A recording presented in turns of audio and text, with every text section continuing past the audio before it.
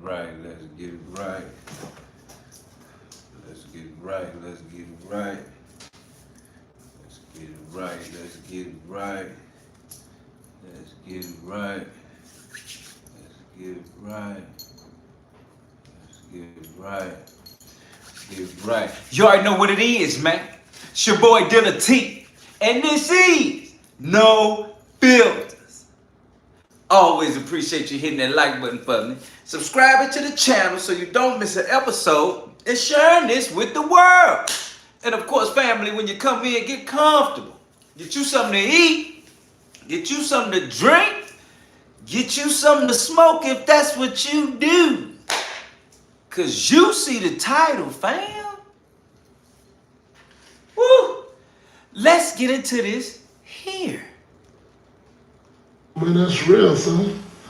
That's real, you know. I ain't exaggerating at all, man. The more money you make, the more problems you made get. it on time, Chris in the building. And jealousy and envy. Alright, get you something to eat, get you something to drink. About to get right. Man. A lot of people, it's just negative energy, like my man Puff say. It just surrounds you.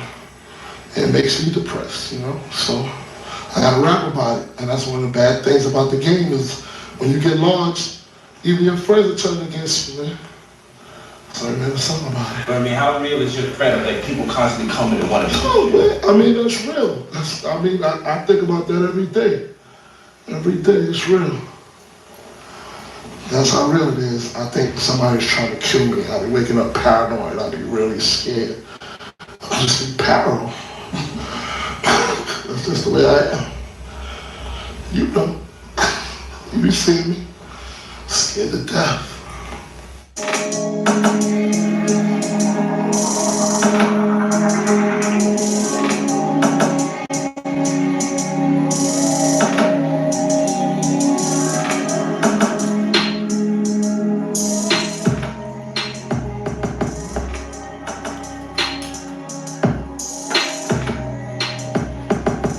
Alright, y'all.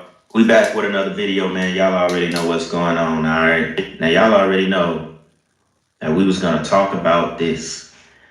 Now, I have to give that documentary my opinion, 10 out of 10.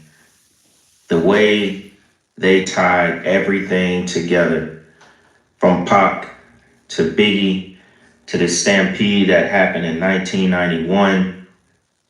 I mean, if there wasn't an image of Diddy created already, this documentary, it amplified that to the max. I mean, it really made him look like a sociopath, psycho, narcissistic demon, whatever you want to call it. Whatever word you can come up and use, Diddy represents that. From a teenager at a prep school to making his way to Andre Harrell to, you know, getting fired by Andre Harrell. Andre Harrell saying, hey, you can take Biggie, but you got to pay for his album, which I feel like Andre Harrell probably, that was one of his biggest mistakes. To, you know, going to Arista, Clive Davis, creating Bad Boy Entertainment. Y'all, insane. I just gotta say, 50 and, you know, Netflix, the other woman who I think either co-directed or co-produced, just my personal opinion, 10 out of 10 documentary in a way that is not like, you know, not good for Diddy, although obviously this is not gonna do anything as far as his case and all of that. But man, did it paint a very real picture of a psycho. Literally, a psycho. Diddy and his team did send cease and desist for the documentary, but I don't think Netflix did anything that was completely illegal or anything like that. I'm not, you know, or as far as how they obtained the footage.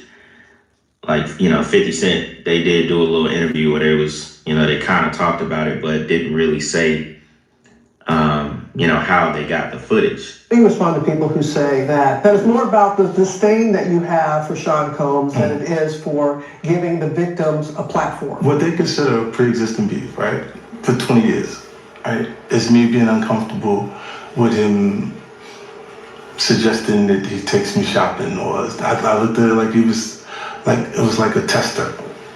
Like, maybe you'll come play with me type of thing, right? And it's not personal. So check this out, right? One of the main things I wanted to go over was how Diddy got his fame in the first place. Y'all gotta remember, Diddy came from a prep school. You know, he was dancing in the background of videos. He found his way into the industry at the time where you could only get to the industry through Andre Harrell and Russell Simmons, at least as far as hip hop. Which, crazy thing about that, some of those pictures that they were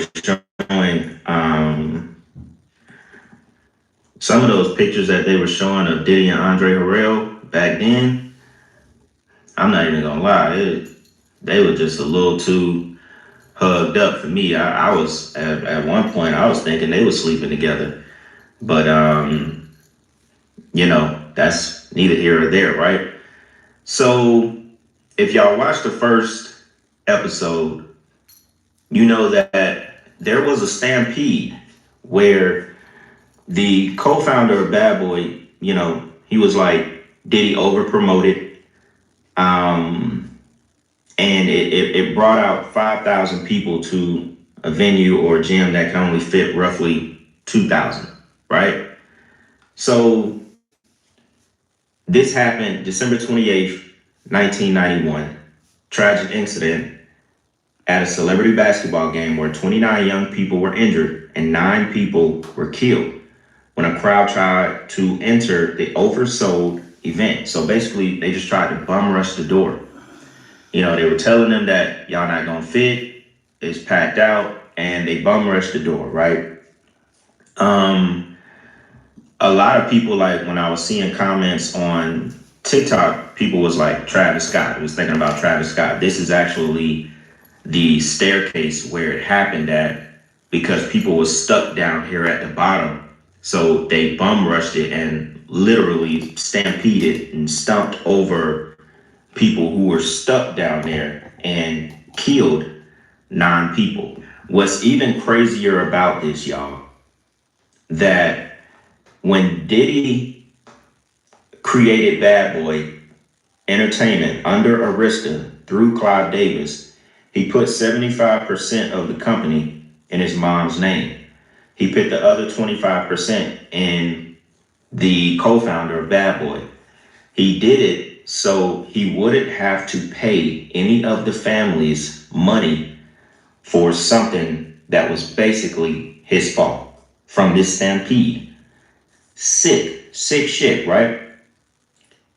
And it goes to the whole thing about Biggie's funeral as well, because that's like one of the biggest topics from the documentary, is that when Biggie died, he made Biggie in his death pay for his own funeral. Insane stuff, right? Insane stuff. So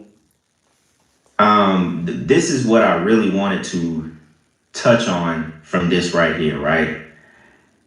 So it said, ultimately the crowd grew. 9 people at the bottom of the staircase were crushed to death. Victims ranged in age from 15 to 28, right? So it says, following the tragedy and the fact that it drew headlines around the world, no criminal charges were filed. However, multiple wrong death and personal injury lawsuits were filed. Check this out. So it's reported that in 1998, Combs paid around $750,000 of a total of $3.8 million to settle claims made by relatives of the victims, right? It says court documents revealed that Combs and Heavy D bore 50% of the responsibility for the deaths and injuries. Jason Swain, who was at the event and also lost his older brother, told the New York Post that Combs never really owned up to it, never apologized, didn't do anything. I mean, if you see the documentary and you see him walking around in that all white, he was in all white. He had the demeanor of like, well, you know, damn, it's kind of crazy to see, right? But what really caught my eye And even Eric Sermon and all of them in the documentary said it as well. They said, without this happening, there wouldn't even be a Diddy as famous as he was at that time. This was in 1991. 1991. It said that this was the biggest news ever. And this is how he got famous. Was that game and those deaths. That was the beginning of Puff Daddy. Y'all, the man, just in the first 2 episodes, he has 12 bodies. He has 12 bodies connected to his name, is what I'm trying to say. He has the blood of 12 dead people on his hands. 9 from this event. He literally became famous off of 9 people dying and, not giving a damn. In 1990, he wasn't known for anything in 1991. He was already connected, throwing parties, doing what he was doing. But outside of that, he was nothing. You know what I'm saying? He wanted to be like the rappers. He had a real deal obsession with wanting to be like the rappers. Which, if you watch the documentary, that is what fueled him to take out Pac and Biggie. But it almost seems like how people was relating it to the Travis Scott thing, in a sense, that's like a sacrifice. It was like a sacrifice for fame. Just in the first 2 episodes, he already had the blood of like 11 to 12 people on his hands. Think about that. I don't have much to show y'all in this one. But y'all remember this, when Biggie was like, I'm scared. I'm waking up every morning thinking someone is trying to kill me. When he didn't even realize that the person you with all day, every day is the one trying to kill you. That's how real it is. I think somebody's trying to kill me. I'll be waking up paranoid. I'll be really scared. I'll just be paranoid. That's just the way I am. You don't. You see me? Scared to death. Scared to death because Diddy was a menace. Diddy set up, the documentary basically told you that Diddy was responsible for Pac getting shot 5 times. We already know that. Some of this stuff we already know. Let's say we do away with the conspiracy that Pac is still alive, Biggie is still alive.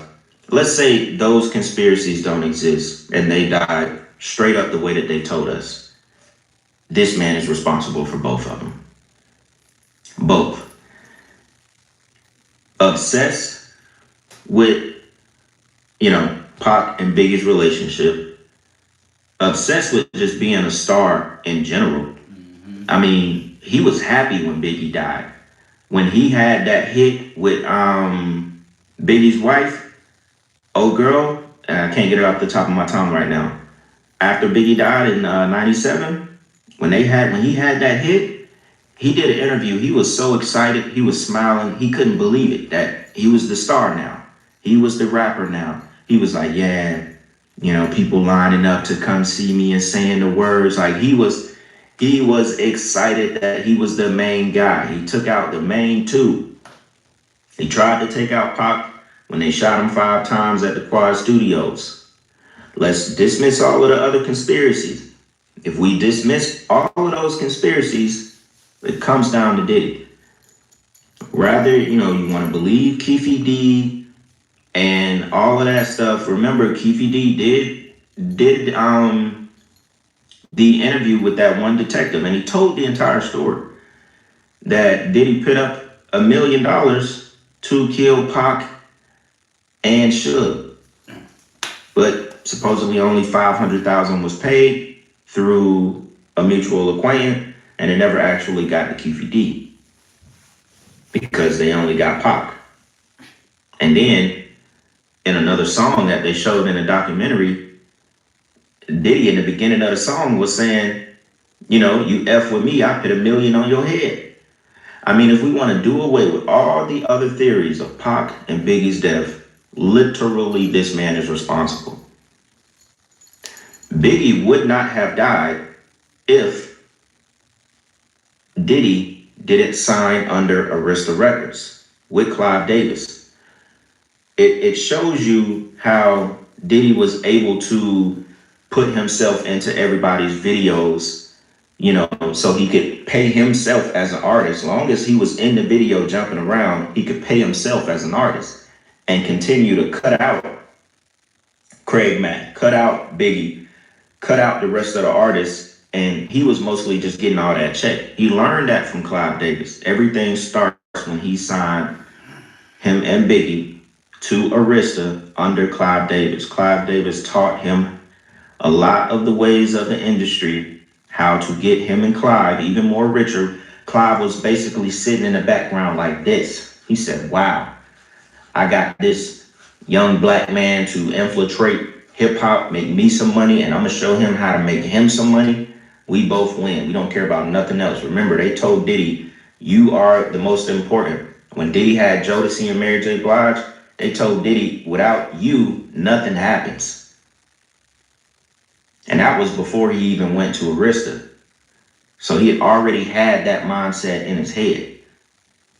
Basically a whole psycho that orchestrated the deaths of Tupac and Biggie. Remember, we're not even going to talk about any conspiracy. We're just talking about the documentary. I mean, plain proof. It's plain as day, from forcing Biggie to stay in LA. And then he actually lied. He actually lied about it. Y'all know he forced Biggie to stay in LA. He stole the magazine. What magazine was that? Y'all, if y'all watch the documentary, y'all remember. He basically canceled Biggie from appearing on the cover. And once Biggie died, he himself appeared on that cover. Forced Biggie to stay in LA. And then afterwards, he lied about it and said, I was just following Biggie Small's lead. Biggie wanted to do this and do that, when really the entire time he was the one, you know, pulling his card, power tripping, forced Biggie to stay to set up the death. Same thing with Pop. Literally set up both of the most important deaths in hip hop. That's why I said we're talking about the documentary, and I'm not even going to bring up any other theories about Pop, you know, having two Pops, being a body double, having another body double, which are things that I still believe are true. But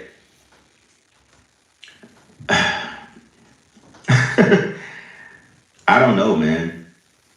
All I have to say is that documentary for me was 10 out of 10. And it really showed you that Diddy was like this prep school guy, you know, teenager that, you know what I'm saying, had kind of like a decent upbringing and stuff. And the entire time, you know, copying Alpo with the picking girls and him having sex up on the screen. Like, he really wanted to be a gangster. He really wanted to be a rapper, but he was neither. And that was his goal, getting the biggest artist out the way so he could completely become that. Like in the documentary, they called, he was just a paper gangster, that's it. But had really big dreams of wanting to be Biggie, like jealous of his own artist that he is signed. Man, really psycho, y'all. This documentary, I was just sitting there like, damn, like, I already knew I had to talk about this. I mean, you know, a lot of this stuff we already know, but I just love the way they put it together, and it really laid out the timeline, and you could really see where he started. Like, the only thing I would give credit to Diddy is that they was right. We won't see another Diddy again. The credit I can give him is, yeah, you have to be one psycho narcissistic dude to do what Diddy did and, you know, climb the ladder the way that he did, inserted himself in something the way that he did. You have to be willing to be him. If you're not willing to do that, you will never do it the way that he did it. And then there are a very small amount of people who are willing to do what Diddy did to become who he became. That's the only credit I can give him. And that's not good credit. That's nothing good. But you have to be a damn psycho. You have to be a psycho, y'all. All right, man. I think I pretty much covered everything I wanted to cover from it. Yeah, y'all have at it in the comments, man. Run the likes up on this one. Y'all already know what's going on. We'll be back with another video tomorrow, man. With that being said, y'all, it's Black Balloon. And I'm gonna see y'all soon, all right? I'm out. Happy Monday, everybody. Happy Monday. Y'all are so funny in the comment section. I just want y'all to know. Same way it can impact my views, because for those of you that don't, a lot of your audience watches her content, you know? And watch those as I reference them throughout this video. Because the Diddy documentary is a really, really big deal. We're going to talk about some of the revelations from that documentary. Those of you that don't know, there's a Diddy documentary on Netflix. There will be spoilers in this video, and there will be exposés, right? I will be exposing a lot of things from the documentary, but also a lot of things that they didn't talk about in the documentary that I assumed they weren't going to, you know, because 50 Cent is one of the people that's behind the documentary. And 50 Cent, many things from this documentary that was very revealing. However, there was many things that they left out. Something I want you to notice is that at the very beginning, September 10th, 2024, remember, P. Diddy is supposed to not know the day he's going to be arrested. Yet the day that they started to record this footage was 6 days before he was arrested, which he would later be arrested in like the hotel lobby that was caught on footage, on hotel cameras footage. So the first question that a person like me would have is it a coincidence that they started to film this 6 days in advance? Almost as if P. Diddy knew the day in which he would be arrested. Because as we know, if you've watched any of my content, any of my documentaries, any of my More Than a Coincidence series, but especially if you watch any of the videos that's linked in the description, then you will know that 6 is an extremely important number when it comes to the occult and when it comes to Freemasonry. All right?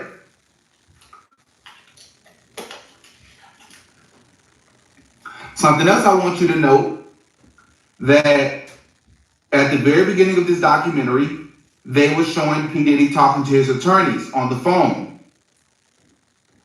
And he has this necklace on around his neck, which really, really stood out to me. This is, since I've been doing this type of content, and it's sort of like just changed the way I look at life, but also how I watch films and how I watch documentaries. There are certain things that I'm looking for, right? And what I noticed is he was wearing this necklace. For those of you that don't know, this necklace is called, or the symbol of this triangle is called triquetra or triquetra, right? And just so you can get a better image of what this looks like, this is another variation of the symbol, right? Triquetra. And this could mean, it depends on what we're talking about, because it means many different things. It don't always necessarily mean something quote unquote evil. I want to say that for the record. However, it is heavy in the occult. All right. It can mean protection, sort of spiritual protection, which is going to come up and going to be relevant here in a moment once I talk about something else that was sort of portrayed in the film, in the documentary. This symbol could also mean mind, body, and spirit, right? Life, death, and rebirth, which on surface, on face value, you may say, well, that seems innocent. There's nothing wrong with that. Well, when it comes to the occult, if you call yourself a Christian, there is something wrong with that. If you watch my Young Thug documentary, the first, second, or the third one, we talked about the life, death, and rebirth rituals that's really big in Hollywood. They show these things in the music industry. They show these things with actors and actresses in films, right? Young Thug, Young Thug specifically has portrayed this on his album covers. Let me search that with you all. This video is going to be more so like research based with each other. Here, let's look at it. Let's see. Young Thug, Blood album cover. Right? This is Young Thug, who is a self-admittedly, if you've been watching my content for some time, then you know that Young Thug is a self-admitted Freemason. Shout out to Biggie Right? with the $4.99 in the super chat. This is something that many of you all should know by now. For the braids and the beard. But I can't just assume that you know this and that you've been following my content. So if you don't know, yes, Young Thug is a Freemason. And he says that because he's a Freemason, he beats all his cases. Which this trial he just went through, which if any other regular person would have went through that, there's no way you're beating that. Even remotely beating that. You're spending probably 3 to 4 life sentences behind bars. Instead, Young Thug got time served and he got a heck of a deal. Even though he's on like a long probation or whatever, he still beat the murder charges, the RICO charges, right? This album cover is very similar to DMX's album cover. Let's go to DMX. He was another one, right? Flesh of my flesh, blood of my blood. DMX spent a lot of time talking about the Lord, talking about God. He did in his music, but he also spent time talking about what he had to do to become famous, right? And it's not a coincidence. And I'm gonna show one more and then we can move on. I wanted other celebrities. And it's him in the bathtub. Where is it at? Bingo, there it is. Eminem, a lot of people won't be as surprised to hear this with Eminem, but it's no different. It's all the same. All right?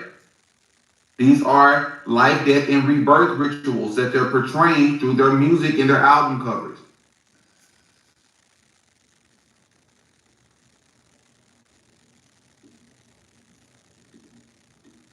So when you look at symbols like what P. Diddy is wearing in this documentary, it's not as innocent as many people may believe. All right? But the overall, the number one reason I believe that P. Diddy is wearing this, though, is for quote unquote spiritual protection, because the purpose of this filming is because he's going through this, these allegations and all these lawsuits that's coming out, you know, the woodwork from all these different people. He don't really know which way to look. He don't know who to go to. So he's, you know, strategizing with his attorney on the phone, as we can see here in this still shot. All right.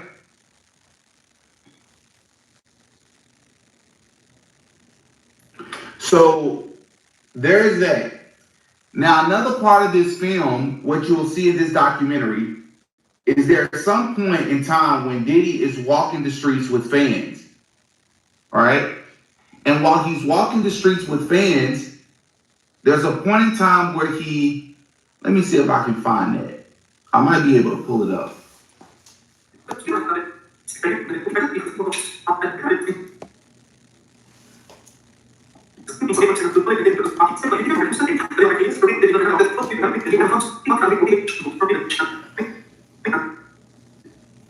So there's a point in time where Diddy is walking the streets. He's giving fans hugs throughout New York.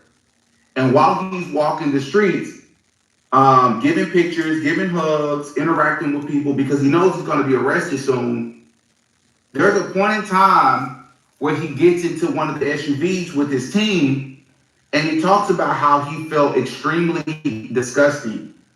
He felt extremely nasty because he had been interacting with all these different people that he didn't know, which I found that to be a bit distasteful, because Why would you say that out loud? Why would you say that on video footage?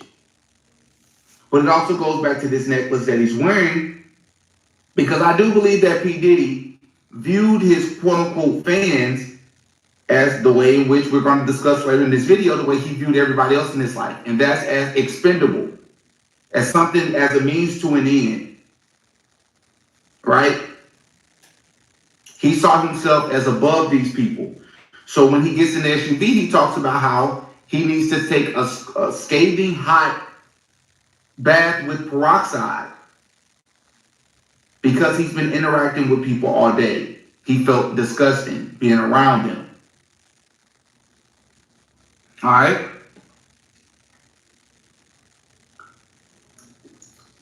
Something else that was portrayed in this film, see if I can pull this up, is the Diddy celebrity basketball game in 1991. So, Diddy party, celeb party. Let's see if we can pull this up for a permanent image. So, this event right here is one of the most devastating and sad occurrences in the music industry history that I don't think enough people talk about.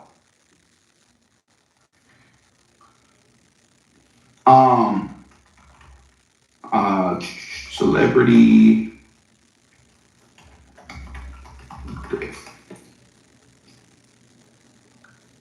This is an event that P. Diddy threw in 1991 where he invited a plethora of different musicians and artists and celebrities and basketball players out to this basketball celebrity, the celebrity basketball game at the City College. Well, it is said that at this event, P. Diddy had apparently oversold it, so to speak. He had over-promoted the event. So the capacity of the event could only hold a certain amount of people. There was still a ton of people outside the door. And I forget the phrase that they used in the documentary, but there is a phrase that they use to explain when fans are no longer allowed inside of the building, they rush the doors. And that's exactly what happened at this event, which would later lead to 9 people losing their life and thousands of people, or hundreds of people rather, was injured. I want you to also take note of the number 9, which in occultism, as above, so below. This is a lot of Baphomet or Baphomet worshipers believe it as above, so below. So the number 9 could very easily be seen or viewed as the number 6. Am I saying unequivocally that this was a harvesting ritual? Allegedly. I'm not saying that unequivocally, but it does give you cause to pause. Because P. Diddy took a lot of blame for this event, but he never faced any jail time. He just got a lot of backlash, right? It was sort of a reputational hit. And all he needed was the correct PR to sort of bounce back from that, and that's exactly what happened. Something else that's very important to note from this situation is that P. Diddy did something very, very clever that he did not learn himself, but he learned from others before him, like Clive Davis. If you have not checked out my Clive Davis, I put that up there as one of the best documentaries on this channel. Clive Davis, the mentor, the number 1 mentor behind P. Diddy. The other 2 people that had huge influences on P. Diddy was a guy by the name of Andre Harrell and a guy by the name of Russell Simmons. Russell Simmons, Andre Harrell are also mentioned in the Clive Davis documentary. And I also have my P. Diddy playlist linked in the description as well. All right. Something that's to note from this documentary that we found out, that not long after this City College stampede happened, P. Diddy, as if he expected that things like this could take place, was already prepared. What do I mean? He started Bad Boy Records. Remember, he used to work under Andre Harrell, right? Def Jam Records, Russell Simmons, and the crew.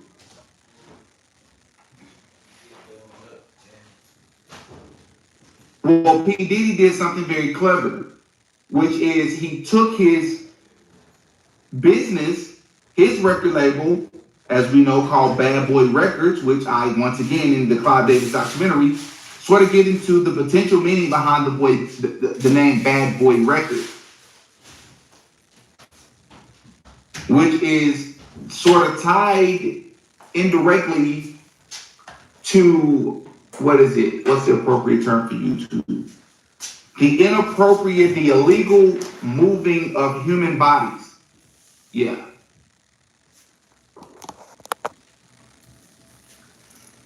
P. Diddy put his Bad Boy Records in the name of his mother and his best friend at the time, who was also a co-founder of Bad Boy Records, this guy by the name of Kirk Burroughs, who was also, by the way, featured in this documentary. Heavy. He did this so that he could not directly be sued, because Bad Boy Records is listed under P. Diddy's mother and P. Diddy's best friend, but his name isn't on there. So if they wanted to sue him directly, he has very little to no money. So they wouldn't get anything, which I think is absolutely both genius and also evil. Because I would imagine if you're responsible for something like this, 9 people lost their life, 9 families are impacted and affected, you would want to do right by people. That's not P. Diddy's perspective.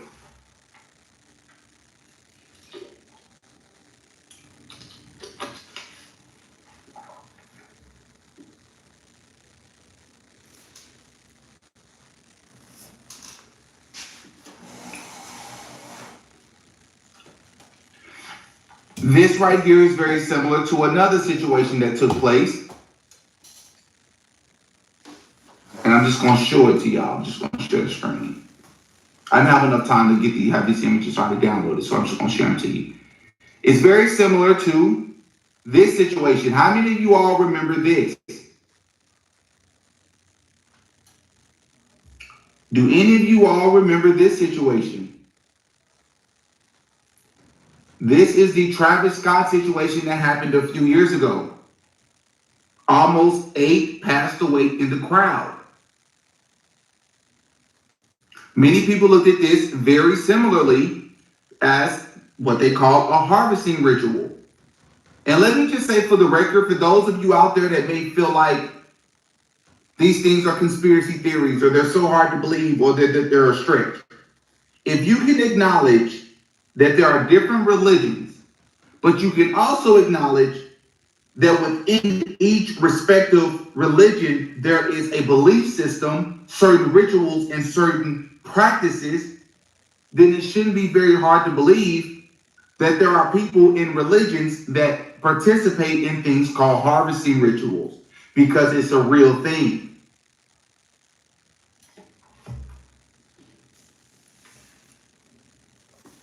Travis Scott, at an event that was full of symbolism, such as this shirt that is showing blue individuals walking through a door and coming out on the other side as devils, which is very symbolic, right? Very, very symbolic. Let's see if I can find the poster. There's a very demonic poster from this event, and there it is.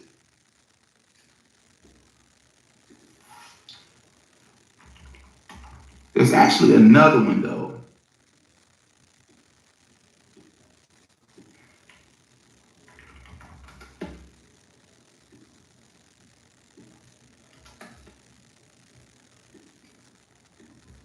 See here.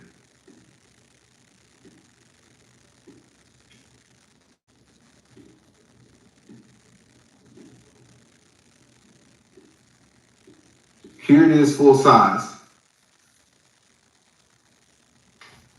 And it should come as no surprise that Young Thug in the top left corner was actually in attendance for this concert.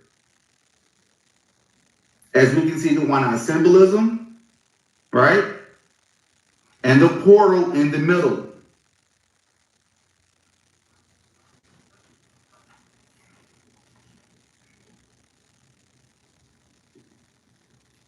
Take a long, hard look at that.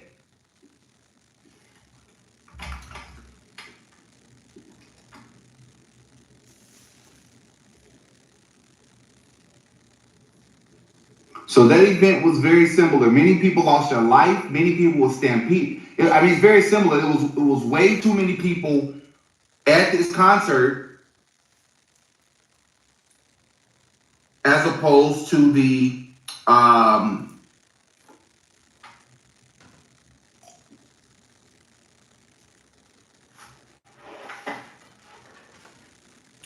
limit.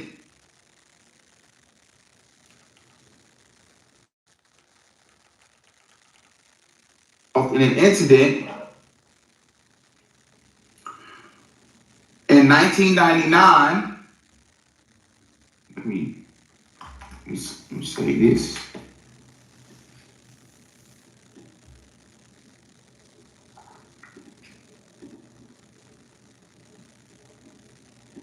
Of course.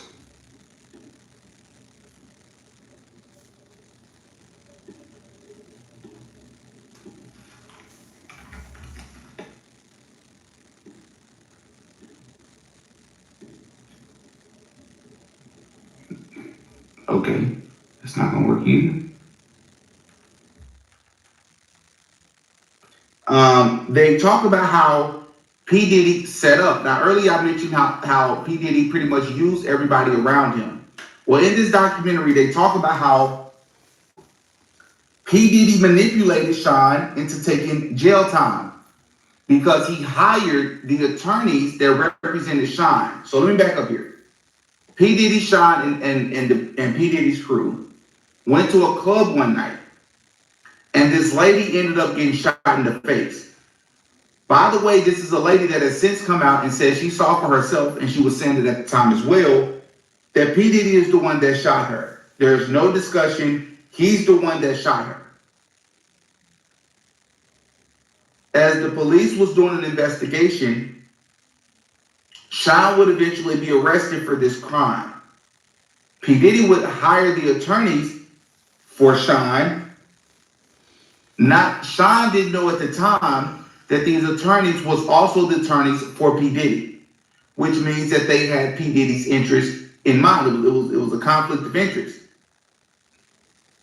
These attorneys for P. Diddy manipulated the trial and had Sean to confess to shooting this lady, even though he didn't do it.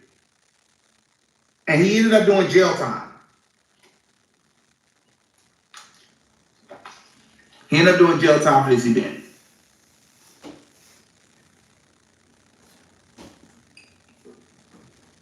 Which is absolutely evil to do that.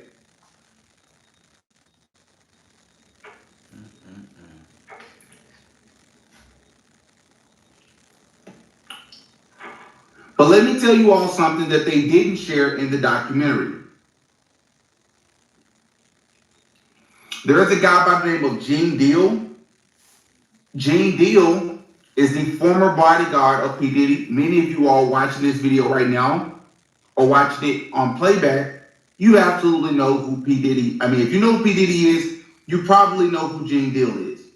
Well, he had a few things to say about this documentary, and I want to play the first clip of something that he said. that I thought was crazy.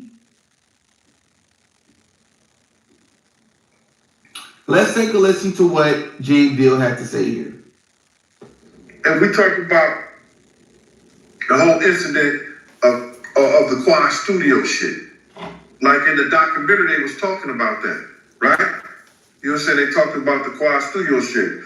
But they didn't mention the fact, and they left it out, that Big and C's did not know that Puff and Andre Herrera was in Jimmy Henchman's office the day Pac got killed. I mean, the day Pac got shot at Quad Studio. Let me repeat that again so it don't get mixed up in the whole thing. They did not mention that Andre Harrell and Puff Daddy and Jimmy Henchman were all in the office together. Puff was on the office because he was trying to spy on Big them, because Big was writing the Junior Mafia stuff and Puff had his publishing. I told this to a couple of people before, I said it before, and you got people that's running with it like they knew the story in the whole 9 yards. You understand? They'll lie. You ask them, how did you know that? Who told you? They couldn't even tell you that. They'll tell you some lie, they did some kind of investigation, but it didn't happen like that. You understand? Puff was there to spy on Big because he had owned Big Publishing.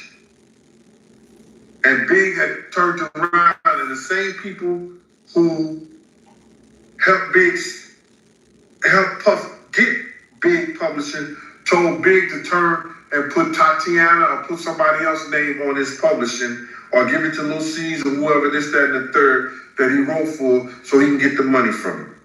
So that's how that went down.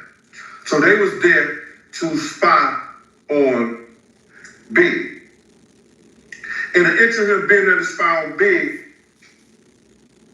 Jimmy Henchman told them that they finna teach Pac a lesson. Because Pac had owed him some money. So that's why he was up in the studio and was coming to the studio. Pac owed him some money. He was gonna work it off and get some money from doing a song with Lil Sean. And that's what that was about. But Pac was talking greasy to Jimmy Henchman, and Jimmy Henchman wasn't the type of dude that you talk greasy to, allegedly. Unless you 50 Cent. So Diddy knew what was going to happen to Pac. He knew Pac was about to deal with it, yeah. He was there to see it. He was there to see it. He wasn't only there to see Big them when Jimmy Henchman told him that. He was there to see what's going to happen to Pac. He was there for that. Because had he not been there for that, he would have went up there in the office. He would have went to the studio or the studio session with Big them. He would have went to that studio session with Big them. He knew what room Big them was in. He didn't do that. He was there to see what was going to happen to Pac after Jimmy told him. Now I want to make sure that people understand what you just heard. So in the documentary on Netflix, they showed a scene where many of you all that have followed Tupac's career close enough, you know that there was a moment where he was shot. He was pow-powed outside of Quad Studios, and he actually survived. So this is not the situation or the incident in Las Vegas. But in the documentary, they basically paint it in a way in which that allege or allude to the fact or insinuate that P. Diddy had something to do with it, or at least had foreknowledge. Gene Deal, the former bodyguard right here of P. Diddy, is saying that someone else actually was behind it, but P. Diddy knew about it. But part of the reason why I wanted to cover this is because I want you all to understand how big of a deal that this is. That we have a documentary right now on Netflix that is insinuating that P. Diddy single-handedly himself is behind both the pow-powing of both Tupac and Biggie. Biggie was signed to P. Diddy. Tupac they allege in this documentary, was very envious of Tupac. P. Diddy was very envious of Tupac. That's crazy, man.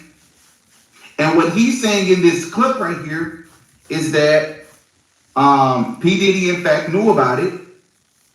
And he was there not only to spy on Biggie, which is going to be important here in a moment, with what we're about to discuss about Biggie's death and Diddy's alleged role in Biggie's death.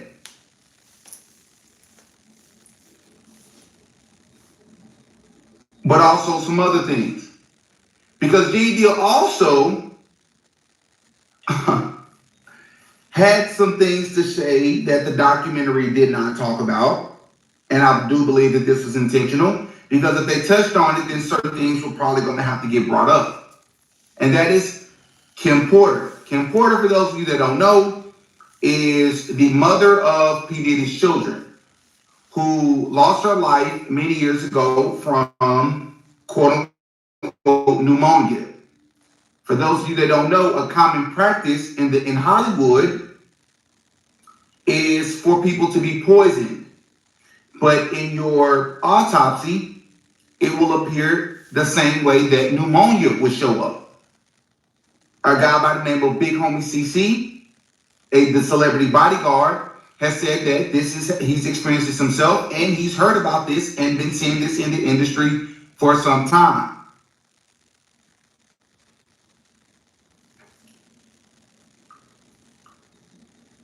Well, Gene Deal shared some revelations about how Kim Porter and P. Diddy actually met. And it wasn't just the fact, or it wasn't exactly the fact that P. Diddy stole Kim Porter from her then boyfriend, a guy by the name of Al B. Sure, who was a very popular, I believe, R&B artist at the time, who also, by the way, also lost his life under very suspicious circumstances as well. Mm-hmm. But according to Gene Deal, Kim Porter was actually being passed around before she got to Diddy, which is how she ended up working for Def Jam as a receptionist to begin with. Mm.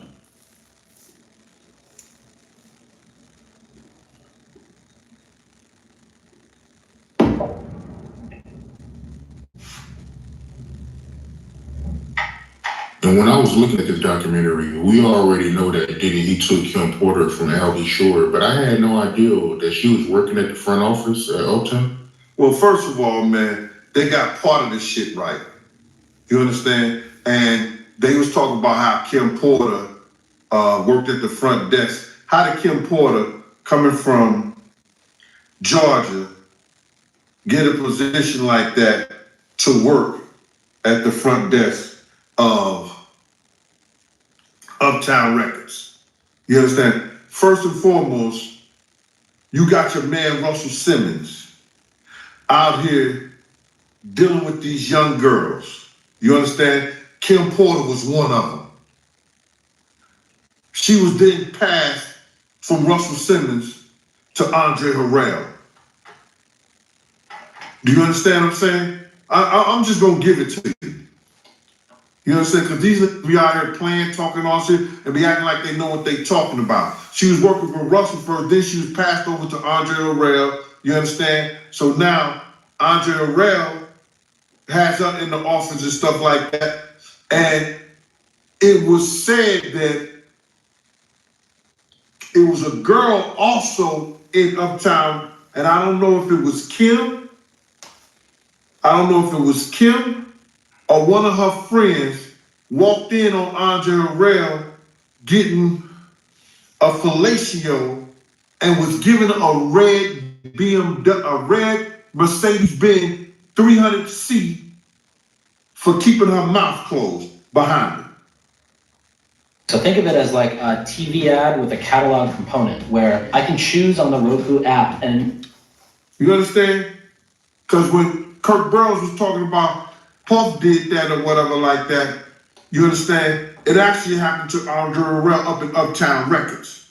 Kim Porter's at the desk because Andre Harrell is doing Russell Simmons a favor by giving her a job over there. Because now Russell Simmons is trying to get her friend Kamoya. Because all of them was actors. All of them was models.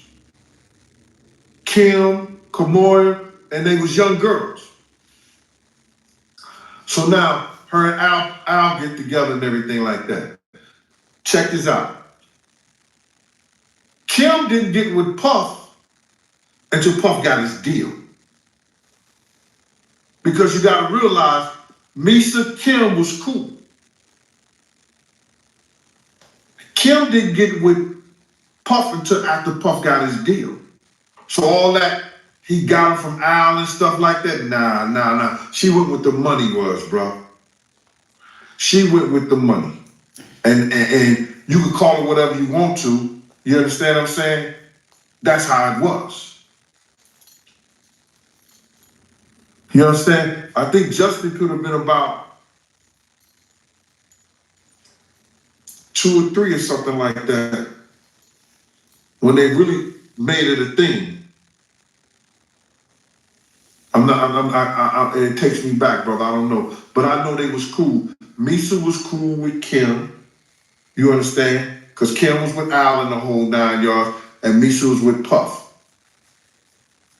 Kim went over and snaked Misa with Puff when Puff got a deal, when he finally got that deal with Clyde Davis. Bingo. And the money came in. So she started messing with him, this, that, and the third, the whole 9 yards. Now, it goes deeper than that. Because Kim turns around and she gets snaked. And nobody said this in the documentary. She gets snaked by Sarah, which is her best friend. It was Tanisha, Sarah, and Kim. Those 3 girls right there used to always be together. So she didn't snake Misa. You understand? Sarah ended up snaking Kim over a $500 bet that Puff had in the office that he was going to take her from some basketball player dude that she was messing with. Gary Payton. At the time. It was Gary Payton. Gary Payton. Yep. You're right. Gary Payton. Now, allegedly, I don't know if Gary was messing with her or whatever like that, but that's what he told, that's what he said.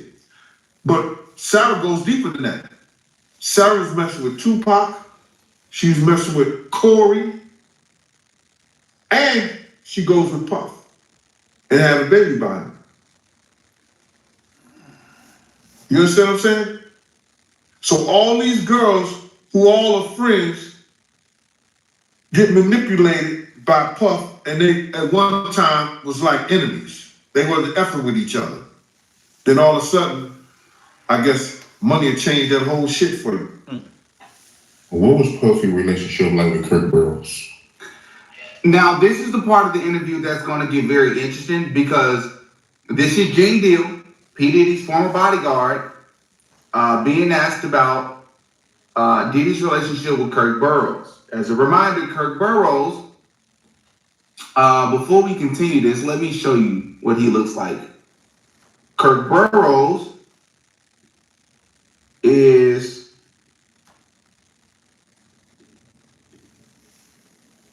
this guy right here that was featured in the documentary. This guy is one of the co-founders of Bad Boy Entertainment, alongside P. Diddy, who was quote-unquote best friends with him at the time. But Kirk Burroughs talks about in this interview, or in this documentary on Netflix, how P. Diddy assaulted him. He claimed that P. Diddy wasn't just assaulting women, he also assaulted him in the early 90s. But according to Gene Deal, he don't know if that's exactly true, maybe initially, but he believes that they were actually a thing. but I'll let him tell it. Bruh, Kirk Burroughs was the president of Bad Boy. I met Kirk, you know, because I knew Diddy from the same game. I didn't meet Kirk until Diddy asked me to start letting him call in it so I could do security for him or whatever like that. It went like I wouldn't do security unless Puff called me himself. But then he said, yo, let Kirk, because I don't know my schedule, Gene. I don't know what I'm going to do. Let Kirk, you know what I'm saying, call you and let you know what schedule I have if you could do security for me on those days. Now, I told Diddy at the time, yo, man, I don't want nobody to know anything, so if anything happens, you don't know me, all right? I told him that, just like that. If anything had to go down, you don't know me. And I was saying that in the sense, whereas that if anything had to go down and shit like that, let the people do their own homework. Don't give them my name up and everything like that. Anybody will tell them like that if you are doing security for a dude of that caliber. So now, Kirk Burroughs, me and Puff, for some odd reason, after the Red Zone, because Puff used to do, they didn't talk about this, he used to do the building, Daddy's House, whereas that unsigned rappers, unsigned artists would rap at this place, and it was called the building on Monday nights. Then he would do the Red Zone on Wednesday. I would have to go with him and make sure that he was all right and take the money to Kirk Burroughs' house after the Red Zone. But I didn't think nothing at the time. At that time, I didn't think nothing of it, that he was spending the night with Kirk Burroughs either every Wednesday night. He got a whole girl at home, but he's spending the night with Kirk Burroughs. He's staying at Kirk's house. Yo, all right, cool. That's weird. Didn't think nothing of it. And then Kirk had made a mention to some people over the years that him and Puff used to wake up and pray together. And in my mind, I know he's talking about saying prayers and all that shit like that. But in my other mind, I'm thinking you waking up with a dude praying? What? Shit is going on. What? Then there was a situation that somebody said a long time ago in the office. They caught Kirk giving Puff a fellatio in the office. Wow. Now that was the rumor that was going around. How true it is? They was lovers. It came out in his lawsuit. He tried to say that Puff was, what he said, sexually assaulting him. But if somebody's sexually assaulting you, how you let them come stay at your house every Wednesday night? After the club? Consensual. Because Diddy, and this is one of the things that they didn't talk about in this documentary, Diddy is a part of the Blade. And I believe some of these things are ritualistic. I also believe that some of the things that he was doing and participating with, as far as, what's her name? Cassie. I believe that some of those, what they call it, the quote unquote freak offs. I believe that the freak offs were quote unquote ritualistic. 100%. Yes. Right? Which, by the way, I don't find it as a surprise that 50 Cent helped co-produce or executive produce this documentary, not only because of his beef or quote unquote beef with P. Diddy, but also because it came out during Diddy's trial that the mother of 50 Cent's son was actually participating in the freak-offs. Now, how crazy is that? I would be furious to find it out. Right? Gene Deal, I do believe him, but he also was a bodyguard for celebrities, and I also look at them a little sideways. I'm watching Gene Deal's hand signs while he was talking, and he was throwing up some double horns a couple of times. I caught it. Maybe it was innocent, maybe not, but I do believe that Gene Deal is single-handedly responsible for exposing a lot of things. He's been saying for years that he believes that P. Diddy is behind Biggie's death. Because for those of you that don't know, this was revealed in the documentary as well. Biggie was supposed to go to the UK. He's supposed to go overseas. Somewhere overseas. And it was decided by Diddy and Diddy by himself that Biggie was no longer going. Biggie did not want to go to California because of the beef or the quote-unquote issues that they had. Right. And they were quote-unquote not allowed to go or step foot in California. Right. Diddy decided to ignore that, still told Biggie he had to come. And that's what happened, and we know the rest. Well, what was revealed in this documentary that a lot of people didn't know was that even in Biggie's death, P. Diddy did some snake behavior. He took the clause of Biggie's paperwork and he changed some of the forms in the middle of that paperwork. The reason why that's important is because you typically sign, like you write your signature at the beginning and probably the end, maybe a few times in between.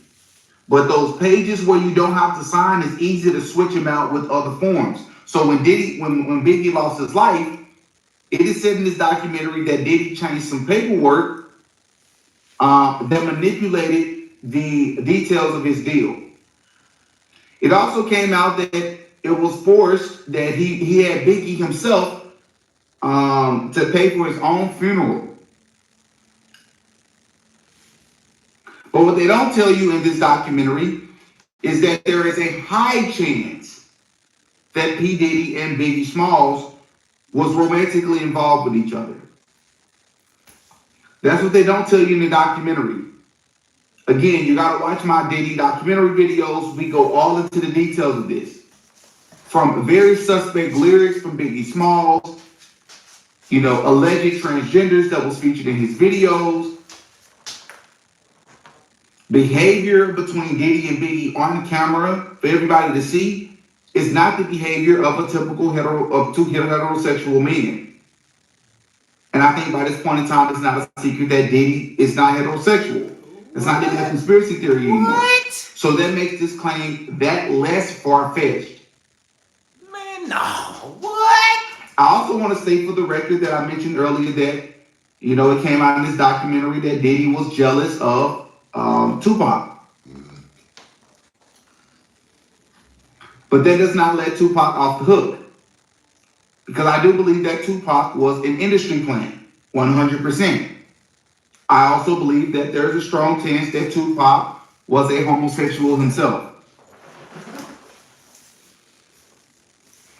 I don't believe that simply acting or behaving feminine at a younger age or an older age necessarily makes you homosexual. I do not believe that.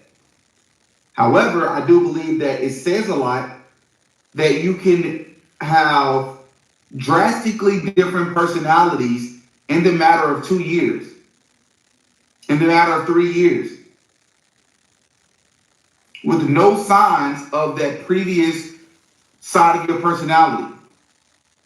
As many of you have seen by now, there's an infamous video of Tupac when he was 17 years old. And a lot of people have just noticed his feminine behavior or hand gestures, and his voice is just different from what was plastered everywhere throughout his both acting and his music career, which I would argue that both was acting. I like it. It's nice. It's like a learning stage for me. Do you wish you could be 18 and maybe get some more rights? Well, 18 will bring lots of responsibilities that I don't want, but it'll bring respect that I feel like that's the only way I can get it. You know, I try to be as mature as I can be and demand it wherever I can get it. But 18 is like, you're an adult. Like today when I had to sign the release form, I felt so bad because I couldn't sign it myself. I had to go and get my mother's and all that. But 18 is, it's just society's way of saying that you're ready. When you get out there, the responsibility is staggering. And I'm ready. I'm going to be a little more ready than someone who's grown up in Disney World, you know, with Santa Claus's cousin. You know, my mother had a really bad childhood, and my father had a bad childhood, and I had a bad childhood, but I love my childhood. Even though it was bad, I love it. I feel like it's taught me so much, and I feel like nothing can faze me. You know, nothing in this world, nothing can surprise me. It might set me back, but only momentarily, only to spring back. But don't get the wrong idea. I feel like I'm being gloomy. I don't mean just be like, damn it, it's bad out there. But I mean, when the good things come, and they are going to come, and everybody knows that good things are going to come, and you're going to see it for yourself. You're going to see if they're good. But it's harder to see the bad things, and everybody wants to shield the bad things, and that's where it gets complicated and it gets real frightening. What do you think's the hardest thing about being, being your age? The hardest thing about being my age is, not everybody, but frequently, teenagers are stereotyped in being loud music loving, girl chasing, car wanting, not caring about the world. Man, look at that. Who touches their ear like that? Come on, man. Being loud music loving, girl chasing, car wanting, not caring about the world.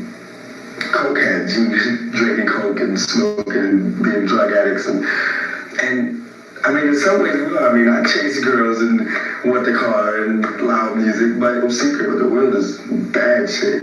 I've seen guys speak to women with this much respect, and I deplore that. My mother's just told, I grew up, my mother raised me, so I have this much respect for women, and I fight often because of that. And then it gives me a lot of friends. I mean, I get a lot of friends, but I get a lot of friends because I have respect for women, ultra respect for women. But then, like I was liking this girl in Tam, and I'm extra nice, you know, extra gentleman. I'm extra just like, oh, you're beautiful and you deserve the best. And she told me I was too nice. I couldn't believe it. It wouldn't work because I was too nice. That was the ultimate stab in the back. So I went through a week of just going, forget it, I'm just gonna be like them. Because they seem to get the girls and they call girls the B word, you know, and they smack and beat and they're getting girls, and I'm going, peace, and I think you're beautiful, and they're going, well, I like him because he's masculine. I'm masculine. I mean, and with the guys, and like yesterday he was cursing, and I was like, don't curse, and he got mad at me because I told him not to curse. But my plan is that if I keep telling girls not to let them call you these names, and if I keep saying it, it's going to catch on. Because the girls won't allow them to be their boyfriend if they're going to speak to them like that. And they're going to want me. So in order to not get them to go with me, they're going to have to change, and that's how they change. So I'll be the scapegoat, no problem. Man, who the hell is this?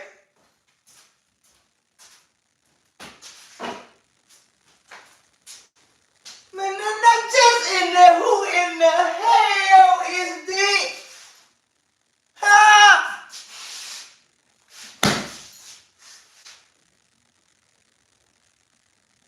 Cause who in the heck? Who in the heck? Just who in the heck? Huh?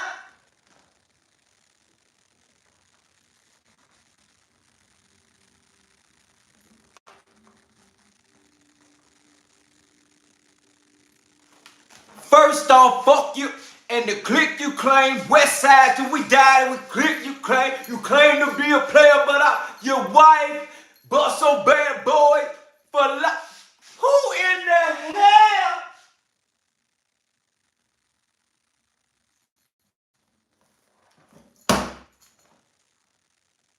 Who is?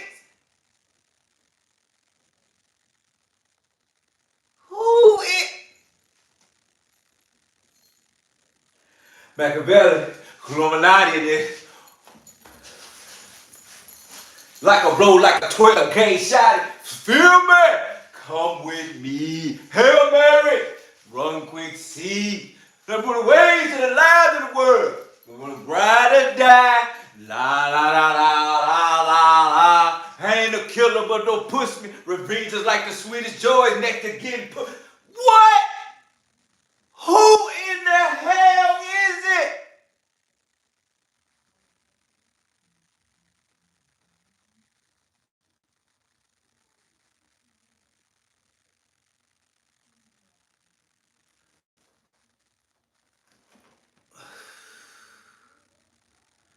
Who the... Wanted to change it. So, yeah, that's I think it's gonna work. I think it'll work out. Listen to me. For those of you that want to make excuses for this, I'm just saying, regardless of what you may feel about this clip, I have my thoughts. How do you go from that to what he became? Right?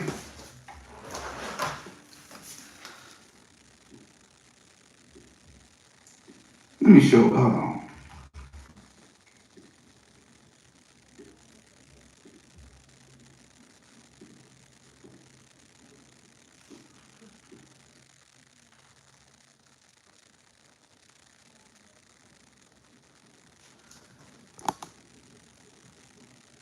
Like, no. You don't become this. I believe all of this was an act. But I say all of that to say, just so I can get back on point, the point of me mentioning this is to say, I believe a lot of these people were actors. That's what they won't tell you in the documentary. P. Diddy was a part of the Boule. If you have not seen my Martin Luther King documentary, I would highly recommend, it's linked in the description. I would highly recommend you go and check that out. That documentary is crazy. Especially or specifically when we speak about the Boule, because P. Diddy and Martin Luther King Jr. had quite a bit in common. There are certain responsibilities that you have been a part of the Boule. You're sort of the intermediary between the elite whites that are Freemasons and the lower class blacks, so to speak. Boule is like the upper echelon of so-called black society. P. Diddy is a part of that, allegedly. I also have reason to believe that T.D. Jakes, the pastor, I also have a couple of videos on him. Right?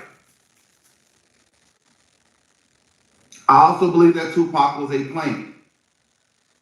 playing a role, not just in his films, but in the music industry.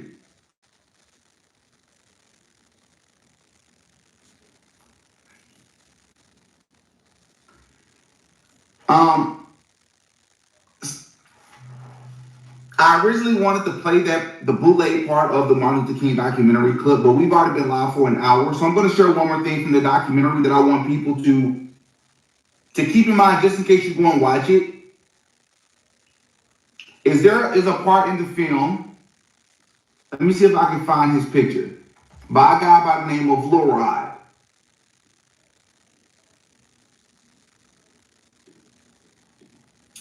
Let me pull him up.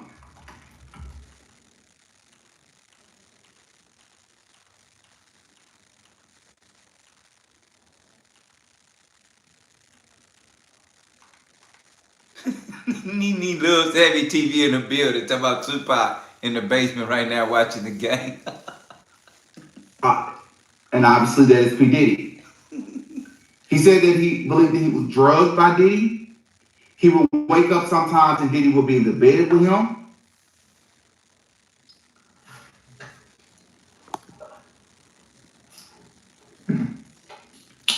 Cause what?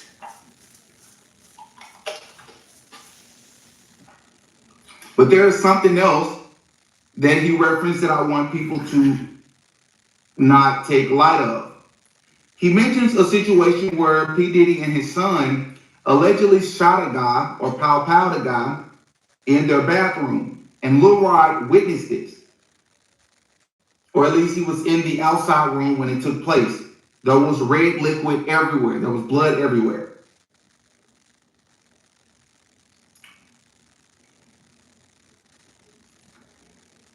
He mentions how this situation was swept under the rug. The police was called, the ambulance showed up, but they was able to manipulate the crime scene where it appeared as if the situation took place somewhere else, not in the bathroom. The way that they were able to pull this off is because P. Diddy had a guy that he knew that was a part of the police force, law enforcement, that was in his pocket. This was P. Diddy's single designated guy. His name was Fahim. Every time Diddy had a situation, this guy Fahim would show up and make it go away. The reason why I'm mentioning this is because P. Diddy did not learn this, and it did not start with P. Diddy. Just like P. Diddy putting Bad Boy Entertainment in his mother's and his best friend's name to avoid legal troubles, he did not learn that himself. Just like drugging people, he did not learn himself. He learned this from those that came before him. Like Clive Davis, like Andre Harrell. Those that showed him the game. That's what they don't talk to you about in the documentary. I don't know how you put a documentary like this together and you don't mention Clive Davis. That's crazy to me. You don't mention the wrongdoings of Andre Harrell. You don't mention the Boule, you don't mention Freemasonry. Because a lot of these things was ritualistic. Right?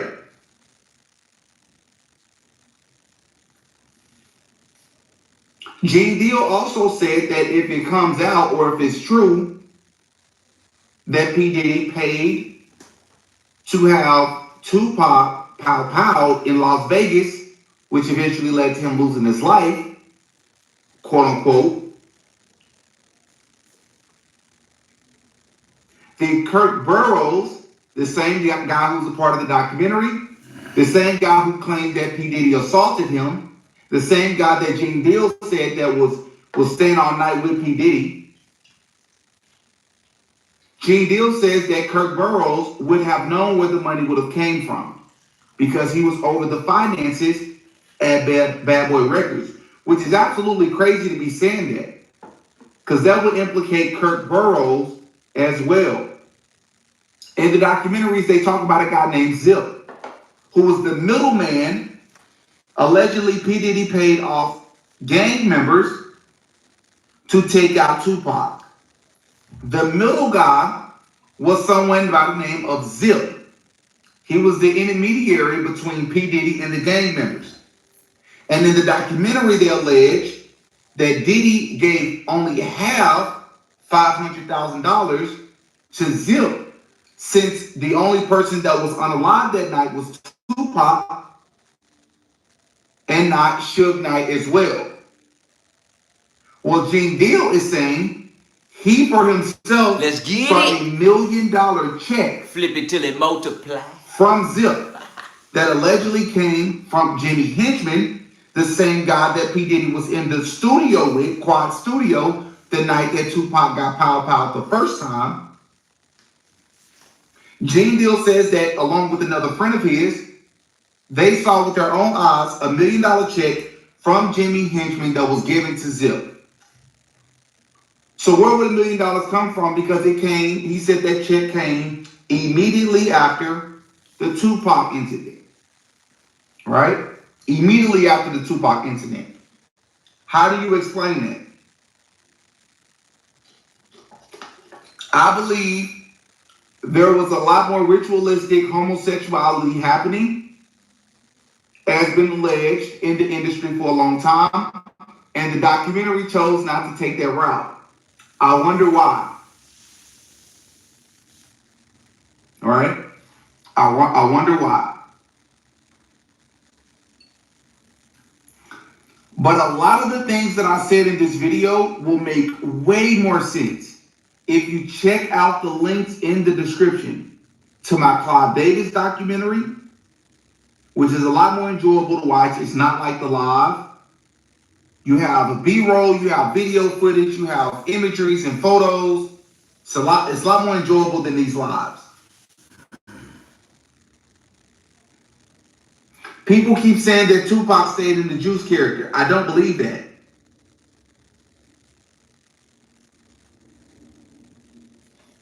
If you're alleging that he stayed that way unintentionally, or if you're alleging that he stayed that way because he couldn't get out of it, so not unintentionally, but I'm not buying it. I think it was all an act on purpose to push the country in a particular direction in the urban community. Because remember, that was around the time of COINTELPRO, or after COINTELPRO. That was around the time of the war on drugs, and that was around the time that the alleged meeting happened in the 90s of these group of white elite Jewish men that decided that they were going to create the hip-hop to prison pipeline. They needed the music to help encourage criminality. And that's exactly what happened. What? Zesty. It's no secret that immediately after that, Tupac is birthed. Biggie is birthed. The lyrics, hip-hop used to be conscious, right? Very intellectual. It's no secret that it changed. And it was abrupt around the time that NWA was a thing. Right? But yeah, again, this video will make more sense if you go and check out my Martin Luther King documentary, my Clive Davis documentary, and my P. Diddy playlist. Because this guy right here, Lil Rod, his story is very similar to Kevin McCall. The video that I posted like a week and a half ago, who was the ghostwriter to Chris Brown. Kevin McCall also alleged that Chris Brown was involved in homosexuality in the music industry. Kevin McCall shares in an interview how he indulged in, quote unquote, the dark side, to be rebellious, right? Interacting with people like Marilyn Manson, who's putting on women breasts on like his album covers. Yeah, Michael, yeah. An open Satanist. Why would you be hanging out with that person? It's the same thing with Lil Rod. When you place yourself in certain circumstances and you see the red flag, but you continue to do it because you think it can help your career, these are chances that you're taking on your own. And that's what he did. Right? That's what he did.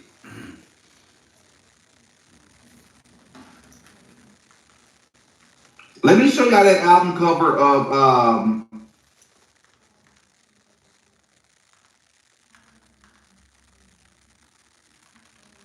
Never before it was produced by 50 Cent of all people. Just a few days back, a new documentary about Diddy was released on Netflix. Hilariously, the documentary was produced by 50 Cent of all people. In the documentary, we got a closer look at Diddy's demeanor in his final days before his subsequent arrest. Netflix somehow acquired never-before-seen footage of Diddy. It appears Diddy was filming a potential documentary in the days leading up to his arrest, but after his arrest, he scrapped the project. Because of this, the videographers ended up not getting paid, and eventually it seems they sold the footage to Netflix, which they used for this documentary. In this unseen footage, we see Diddy's last days in the free world, and provided a glance at what a giant looks like when the walls are closing in. Another thing the documentary did a decent job at was showing how Diddy used and abused everyone he came in contact with since the very beginning. From his artists like Biggie and Craig Mack to his enemies like Tupac and Suge Knight, and even his lovers like Cassie and Kim Porter, Diddy abused them all. This documentary shows why Diddy is truly a monster, with those who spoke in his documentary confirming many of the allegations made against Diddy. Hey guys, I hope all is well. Welcome back to The Truth Is, where I drop new videos exposing the truth weekly. In today's episode, we will be talking about the most important details from the Diddy documentary. But before we begin, I just wanted to let my Patreon members know that I will be releasing a new Patreon exclusive on famous spiritual leaders like, but subscribe right now. It's free. You know you really do it. You don't want to miss this one. The link to my Patreon is in the description. Real quick, I want to know, press 1 if you've seen the documentary. Press 1 right now if you've seen the documentary. I need to know right now. Press 1 if you know the documentary. Press 1 right now if you've seen the documentary. Tell me right now. I told people to go home, and the homework was go look at the documentary. Press 1 if you did it. Press 1 if you seen it. Press 1 if you put your eyes on it. If you didn't, don't press nothing, damn it. Pressing 2 and 0 in here. People ignorant. Press 1 if you seen it.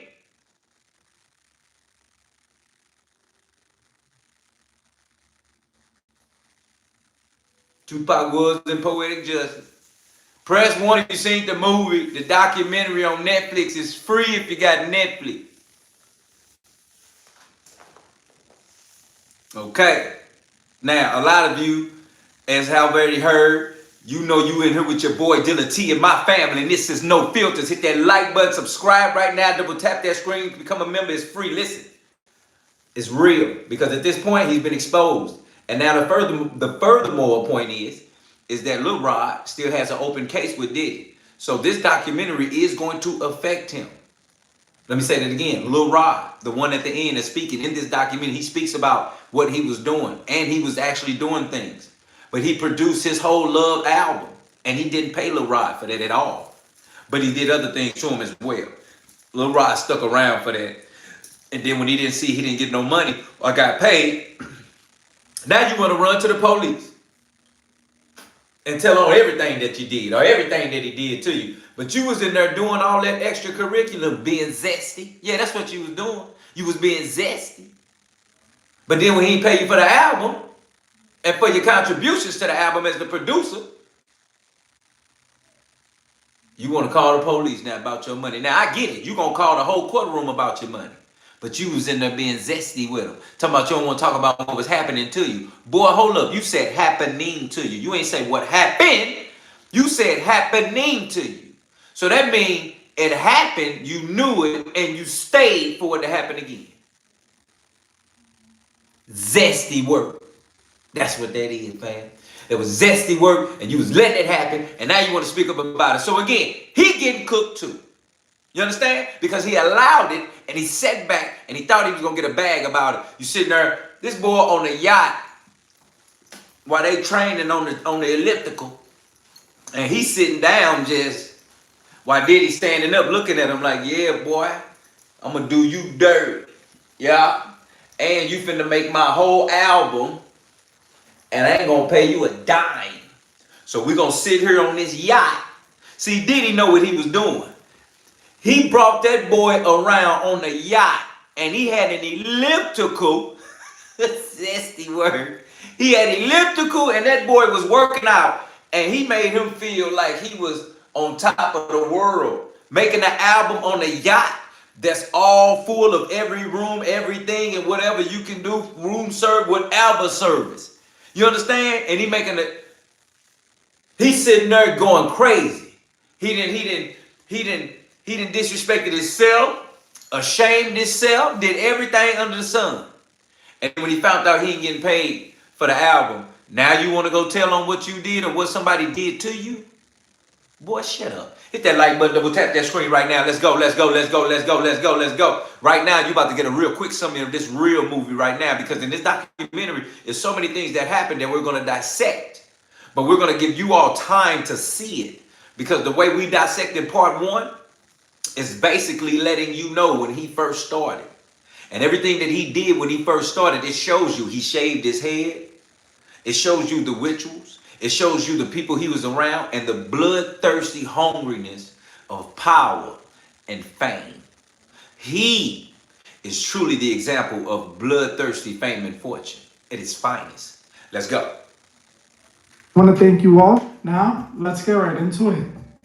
There was a lot of revealing information in this new Diddy documentary. The first thing I instantly noticed was this interesting looking chain Diddy was wearing at the beginning of the documentary. The pendant was shaped like a triangle with a strange design in the middle of it. The symbol is actually called the triquetra, and in the occult world, it is used as a protection amulet. I don't think there's even a need to say what this chain also represents. We already know Diddy is a member of the club. I do find it interesting that they opened this documentary with that footage, showing Diddy squeezing on the chain like he truly felt it was protecting him. This shows how deeply Diddy was involved in the mystical, proving my point that I have been making since 2021, that a lot of the evil Diddy does is rooted in the spiritual world. There is something truly evil powering Diddy's actions. Another part of the interview that I found important was the charity basketball game Diddy hosted that ended in tragedy. Diddy cost the lives of his fans over 20 years before Travis would. The documentary implied that Diddy set up this charity basketball game and overhyped it. This led to the event going over capacity and causing crowding issues. With the lack of staff and the surge of people coming in, the event ended in several people losing their lives, being crushed by mobs of people. In the documentary, they demonstrated how Diddy refused to take any accountability, refusing to acknowledge that he was at fault for 9 people losing their lives at an event he hosted and planned. Something that really stuck with me was the fact that when Diddy went to create Bad Boy Records, he decided to put the company under his mother's and his best friend's names. He did this to protect his assets just in case the families of the victims who lost their lives would attempt to sue him. This showed that Diddy genuinely didn't care about the 9 people who lost their lives at an event he set up. He was responsible for keeping the event at capacity. He was also responsible for having the right amount of security and staff. But his desire was to host the grandest event that would make him look like a big star, but ended in disaster and tragedy. Diddy refused to acknowledge his role in the tragedy and took the necessary steps to protect the only thing he... Look at that picture. His hair is cut and he's next to Andre Harrell. In that picture you see, this is the beginning of him in the ritual. This is the beginning of him seeing him actually cutting off his hair of the old person and becoming a new person. Understand what's going on right now. This is why I wanted people to do their homework and watch the movie and write down something that was shocking to you that you knew now about the information that we know now and how that stands out now from us not knowing anything about anything and us just seeing this back then. See, back then this was just, oh, a big problem, a big tragedy, 9 people killed at a school because they bomb rushed the door just to see Heavy D and celebrities play basketball. But really it's more to that now that we are understanding, informing, and being aware of the duck activity going on.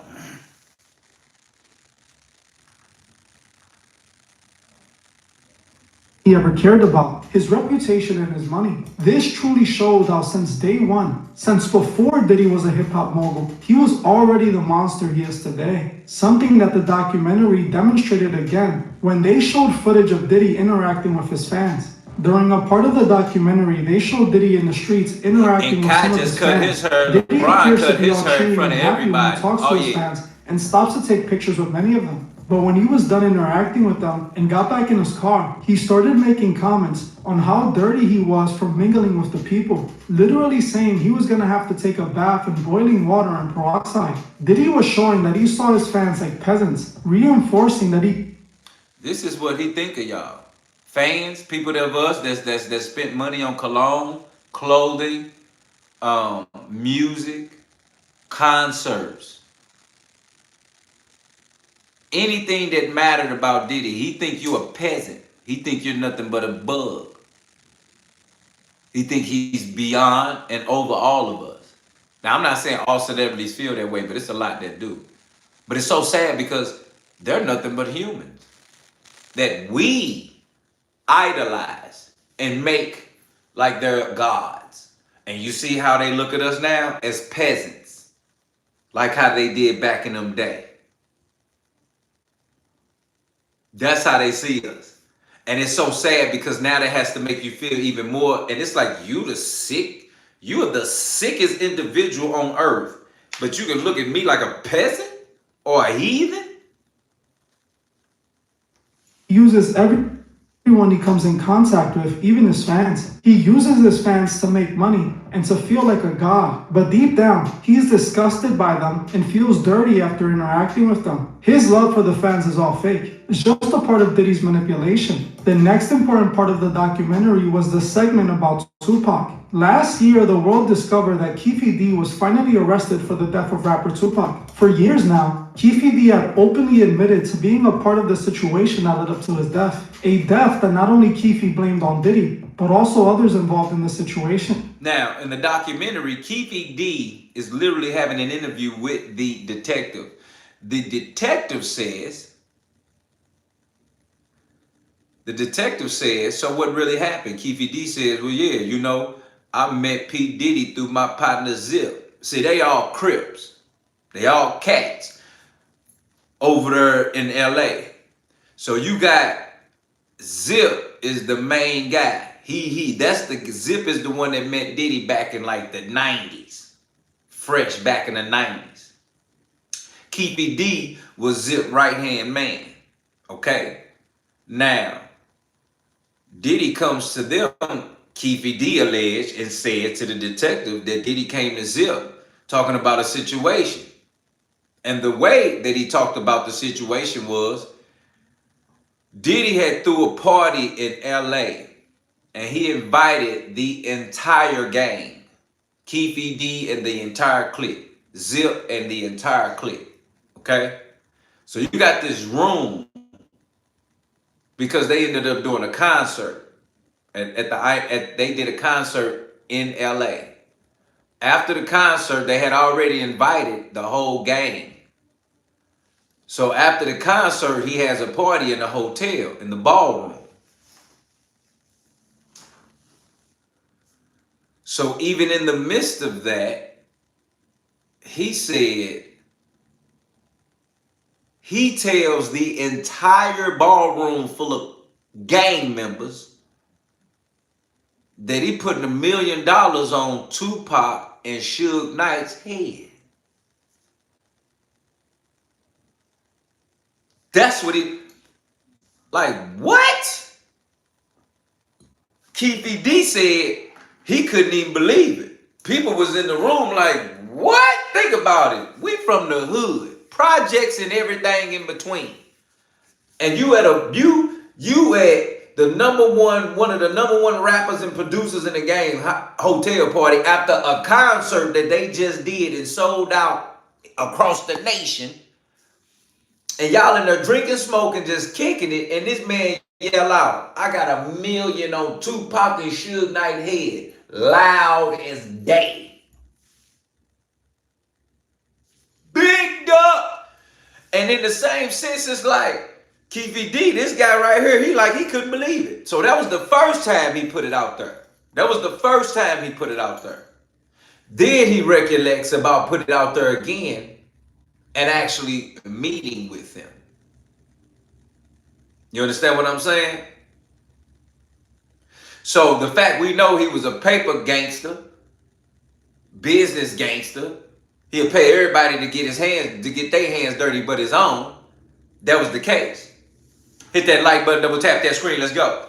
In the documentary, they played a police recording of Keefy D being interrogated where he confirms Diddy put $1 million bounty on Tupac and Suge Knight's head. Keefy claims that after Tupac and his crew jumped Orlando Anderson at the Mike Tyson boxing match, Keefy linked up with Anderson and their crew and went looking for Tupac in the area. When they found him, they ambushed Tupac and took him out, hoping to collect the reward Diddy had put on their heads. The next day, Keefy claims he sent word to Diddy, who asked them if Tupac's death was at their hands, which they confirmed. The detective in the documentary even confirms Diddy made a $500,000 payment to a middleman who was supposed to redirect the money to Keefy D and his crew, but the middleman kept the money instead. The documentary seems to confirm the rumors that Diddy paid for the hit on Tupac, which means he is the reason Tupac is gone. In the documentary, they made it clear that P. Diddy was always envious of Tupac. Tupac was the star that Diddy wanted to be, so Diddy became obsessed with ending him and taking his place. There was a part of the documentary where they showed just how much Diddy hated Tupac. As one of the male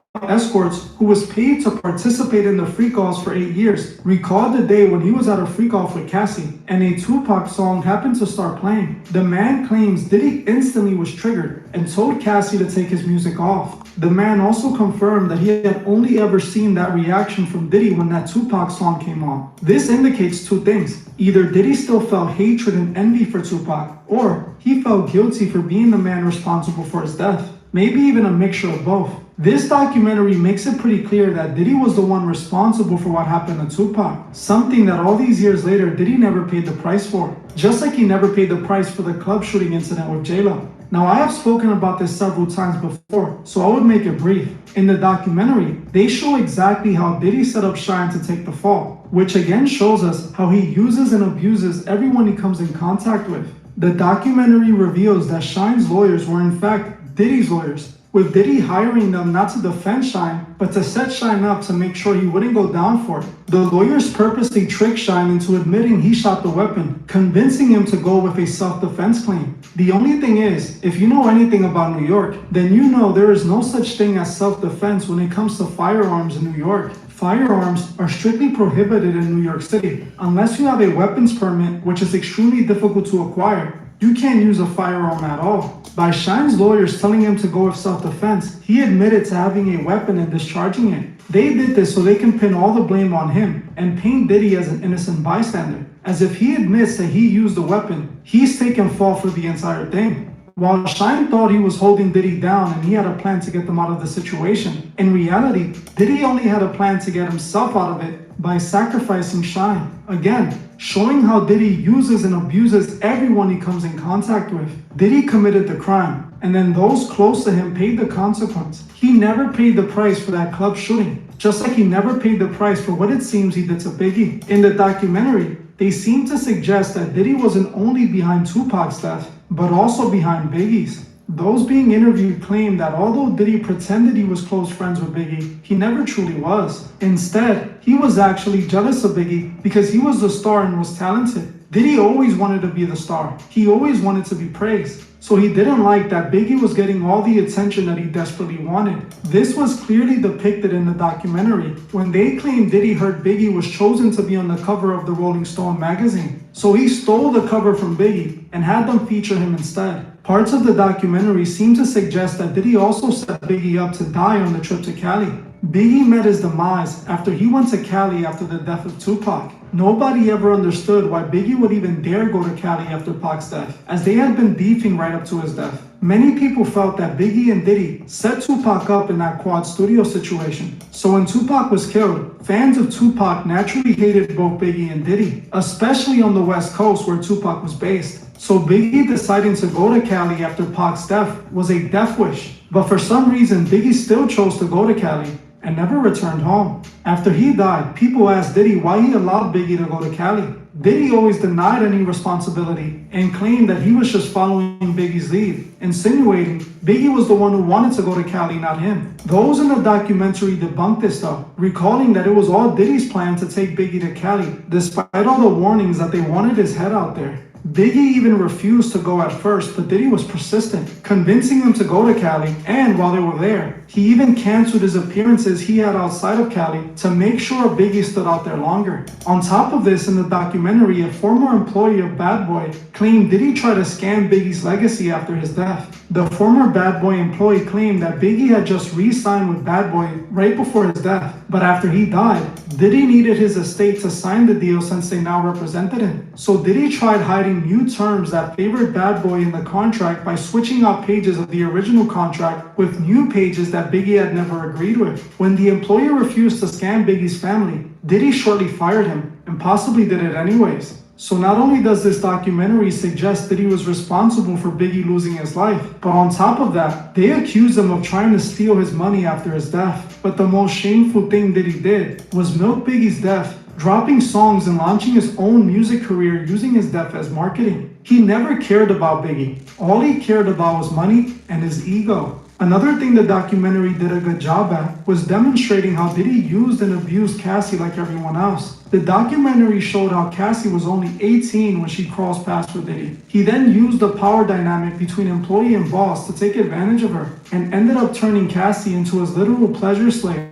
They showed Capricorn Clark retelling how Diddy went after Kid Cudi when he found out he was messing with Cassie. Clark recalled Diddy using her as bait to threaten to hurt her if Cassie wouldn't return to him. This shows how Cassie was trapped, and it wasn't as simple as just walking away to get away from Diddy. Diddy kept her captive against her will. She didn't really have a choice. And we saw confirmation of that with the hotel footage, as when she tried to get away, Diddy didn't let her. People like to disregard Cassie's story because they claim she wanted it, and she only went after Diddy because Diddy didn't love her anymore, didn't marry her, and she never became a star. They say that she chose to get with Diddy and stood with him after seeing what he really was about. So because of this, they don't see her as a victim. But in my opinion, Cassie, while not completely innocent, is still 100% a victim. Let me explain why. Cassie was only 18 when she met Diddy, very young and stupid. And Diddy started pursuing her the moment he saw her. She wanted to be a famous artist, and Diddy offered her that opportunity. In a sneaky way, he used his music industry power to get access to her, and then took over her life. Yes, Cassie could have said no and walked away, but then she would have lost her opportunity to make it in the industry. Chances are, if Diddy dropped her, her career would be over, and no one else would give her a shot. You gotta look at it like this. Imagine if your sister went to get a job and her boss told her that if she wanted that job, she had to let him do whatever he wanted to her. Your sister would likely say no because she knows there's other jobs out there that won't require her to do this. She doesn't need to compromise herself for this opportunity. She can just go get another job. But what happens when there are no other jobs? When this is the only opportunity and is either do this or starve? Now your sister is desperate enough that she might fold under that extreme pressure, allowing this man to do whatever he wants to her because she needs to work and she feels like she doesn't have a choice. Is either do it or go without eating. That's exactly how it goes in the music industry. A lot of these artists were desperate for a shot, especially in the 2000s, when it was much harder to get in the industry. If Diddy wants you to compromise yourself, you can reject him. But you have to expect that other labels are not going to give you a shot either. You have to expect that turning down his demands could mean the end of your career for good. Which, don't get me wrong, I do understand doesn't justify selling out and compromising yourself, but it does show why some of these artists willingly do it. Is either do what Diddy says or chances are they're not going to get another opportunity. And think about it, Cassie was only 18, still a naive teenager, and Diddy used her dreams against her to take advantage of her and turned her into exactly what he wanted. So yes, Cassie could have said no, but she was still very much a victim. The same way Kim Porter was a victim, and the same way Little Rod was a victim too. Little Rod, just like everyone who came in contact with Diddy, fell for the same trick. He saw working with Diddy as an opportunity to make his dreams come true, while Diddy saw him as another person he can use and abuse. In the documentary, Little Rod describes how Diddy participated in violent crimes around him, injuring one man in a studio, then covering it all up. Little Rod also talked about Diddy violating him by sedating him and possibly having his way with him. After putting up with all his demands, when he was done working with Diddy, he was still in the same spot he was when he started, and Diddy even refused to pay him. In the documentary, Little Rod called Diddy a gatekeeper, something that if you have been following my channel, you know I've been saying since 2021. When exposing Diddy was seen as a crime by the masses, Diddy is definitely a gatekeeper, or at least he was.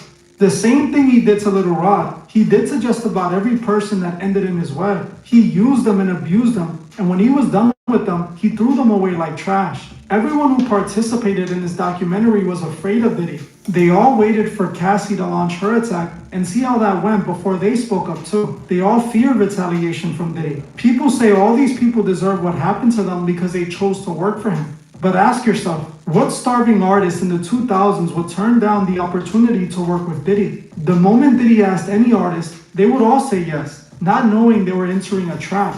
Once they were in that trap, Diddy made it difficult for them to get out of it, only releasing them once he was done using them. The most interesting part of the documentary was watching Diddy manipulate people and the media, telling people they had to fix the problem he created for himself. Get off the phone right now, and I am going to let you professionals look at the situation and come back to me with a solution. No matter what nobody said. Let's just here and there, y'all are not working together the right way. We're losing. Or using the careers he gave his artists to convince them to make statements in his defense. Throughout the footage, you see how Diddy successfully manipulated the trial in the masses. The jurors, the fans, the masses bought into his manipulation because Diddy spent millions buying the media. This is why he was only convicted on lighter charges, allowing him to get back out in no time and do this to many others. If you think Diddy is gonna change, think again. Diddy had the power to be a good, honest leader, but instead, he fed off anyone who came in contact with him in order to build himself bigger and bigger, becoming the monster he is known as today. Diddy deserves life in prison. He deserves to spend the rest of his life behind bars. And if you saw this documentary and wasn't convinced of that, tell me why in the comments. As honestly, all this doc did was confirm everything I have been saying for 4 years now. I pray Diddy one day can see the error in his ways and truly surrender to God and ask for forgiveness. I also pray that all his victims find a way to heal and get the justice they feel they deserve. Well, I'm gonna end this one here. I want to thank you all for watching, and I'll see you guys in the next one.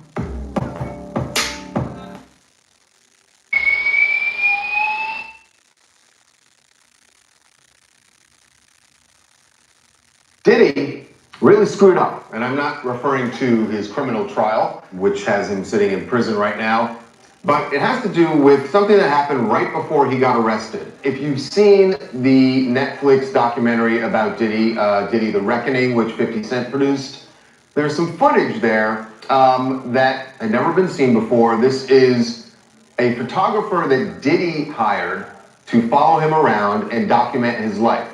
That footage ended up going to 50 Cent and his production company, and it's kind of the centerpiece. Sold to him. Yes, the centerpiece of the documentary. So watch this particular scene, because this is where a lot of people feel Diddy really screwed over someone that he should be very, very thankful for. Taking 8 nuclear bombs, you know what I'm saying, straight to the head. And I'm tired of going back and forth with y'all, with the lawyers. That's just not true. Okay, so, no. Let me tell you something. Let me say this. I'm not a referee. So I'm gonna get off the phone right now. Listen to me. I'm gonna get off the phone right now, and I am gonna let you professionals look at the situation and come back to me with a solution. No matter what nobody said. Let's just here and there, y'all are not working together the right way. We're losing.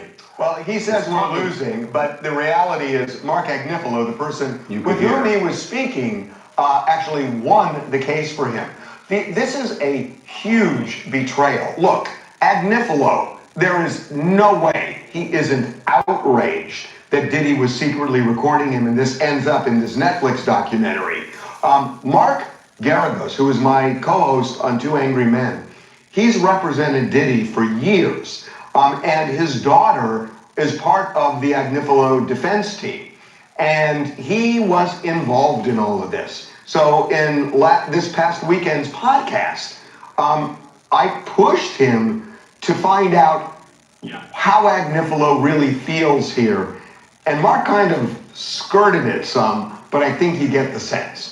Diddy knew that Mark was being recorded, but Diddy didn't tell Mark.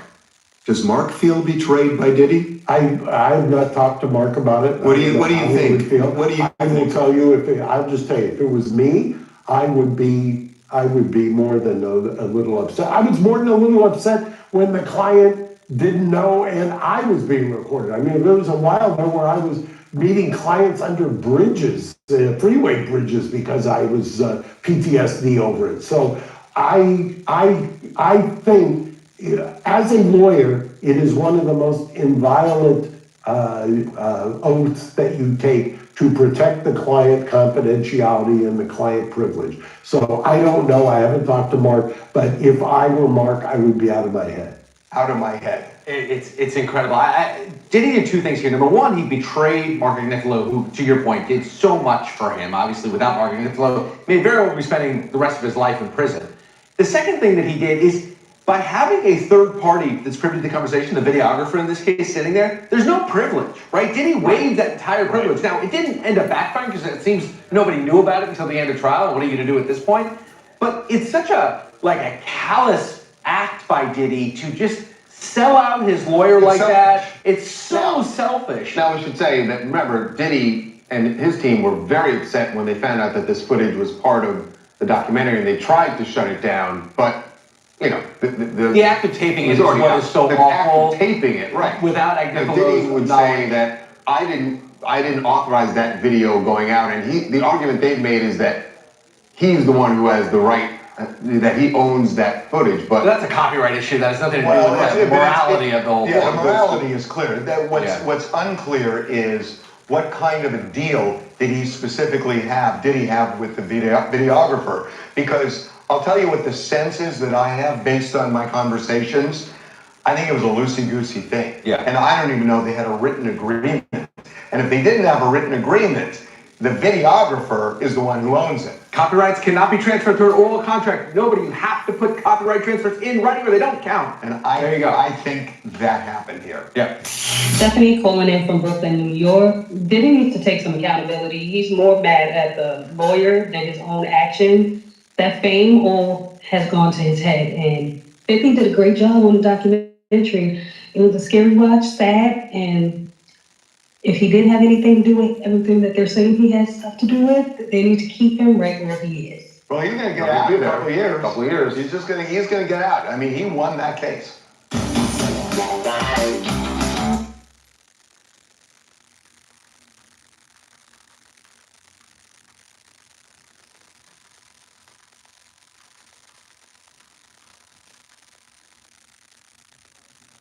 He came and Diddy.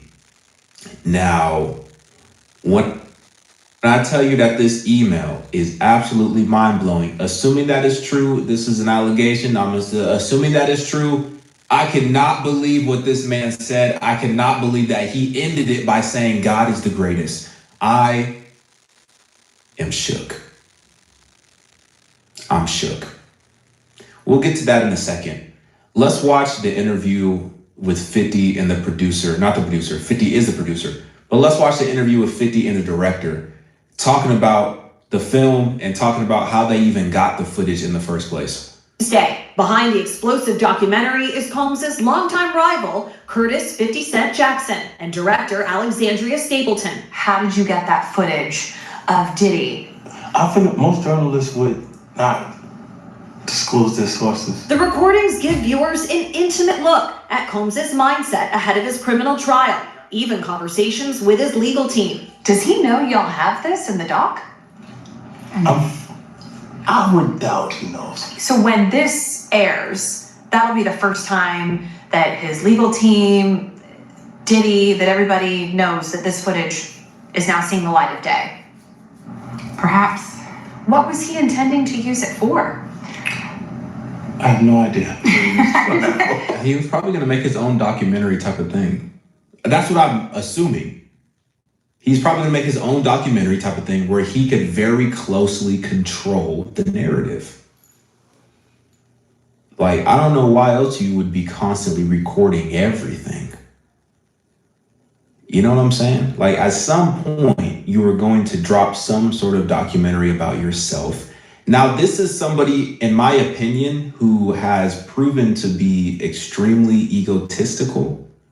And I'm sure, as a legacy play, he probably wanted to have some sort of legacy documentary about himself with never before seen footage where he could really paint himself out to be however he wanted to be painted out. Now, listen, I'm not gonna lie to you. I'm still shook at what that man said in the email. Let's just continue. I mean, you're talking about a man who films himself doing everything and has for decades. I think he wanted someone to be behind the scenes with him. Combs' team firing back in a statement to NBC News today, saying the Netflix so-called documentary is a shameful hit piece and that they relied on stolen footage that was never authorized for release. His team sending a cease and desist to Netflix. Netflix referring NBC. Bro, I read an article. So Diddy said that it's a shameful hit piece, right? I read an article and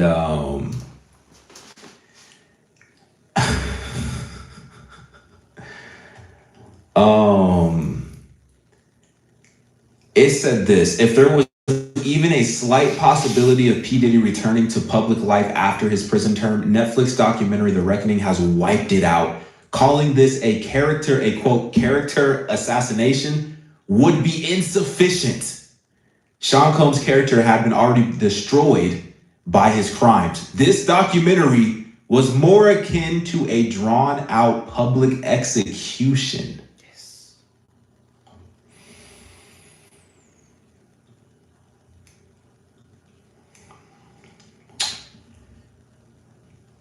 News to a statement from Stapleton in which she said they lawfully obtained the footage. After a nearly 8-week trial, Combs was acquitted of the more serious charges of sex trafficking and racketeering and sentenced to 50 months in federal prison for 2 counts of transportation to engage in prostitution. Combs' team going on to slam Netflix for partnering with 50 Cent, who they say has been his longtime public adversary, something the Grammy winner denied, citing his own casting choices in his popular Stars franchise, Power. One could watch this and think that you really hate Sean Combs. What would they be? Thank you so much, Takesha. Because of the things that you post on Family Instagram. Nap. You gotta pull because up every of Monday through Friday, 9 p.m. Let's stop for a second and do say that I hated him enough to hire his kids. And we've never done anything to each other. Dang. So it's just competitive energy and things that you say about other artists while you in hip hop culture. So I watched the same interview on NBC with 50. But you know how they be posting clips and it's like different like parts of the same interview. Anyway, he said, which I did not know, but he said the reason why the whole feud started between him and Diddy, or the reason why they fell out or whatever, and I didn't know this, but he said it's because Diddy was trying to shoot a shot. He said he invited him over and tried to shoot a shot. I was like, dog, what are we even talking about? This documentary is one of several that has chronicled Combs' rise and fall, but Stapleton says theirs is different. There's a lot of new information. No one had ever really put it together like that before. For 50 Cent, he says he feels a sense of obligation. Well, you know, if I didn't say anything, you could assume that all of hip hop culture is comfortable with his action.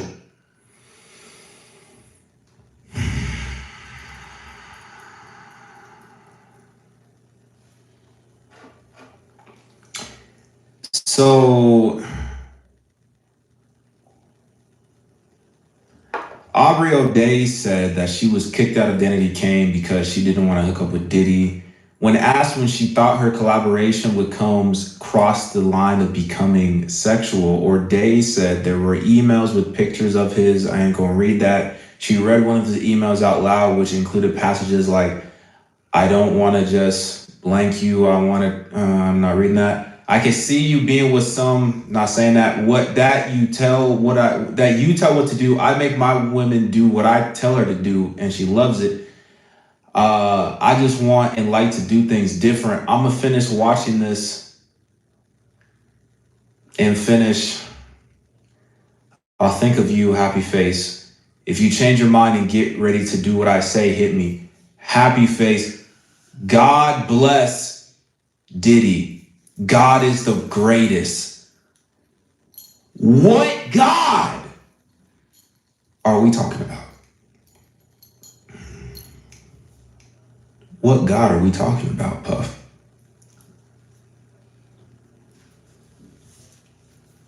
What God are we talking about? Series. So, and before we let you go, I have to ask you as well, because Diddy's team has been aggressively fighting this documentary at every turn, right? Can you take us through a little bit of that?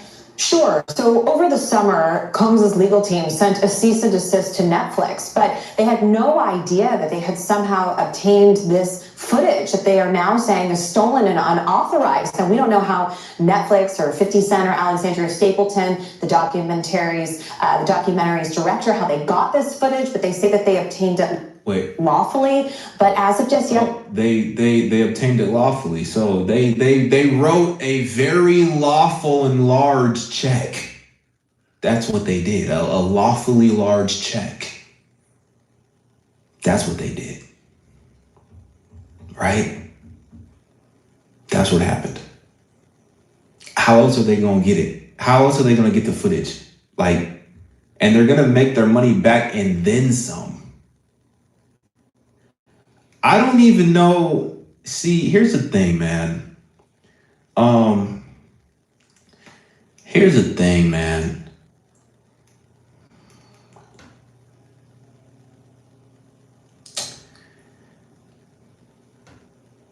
I'm sad. I'm sad. I'm sad. You know, I'm sad. I am. This is just,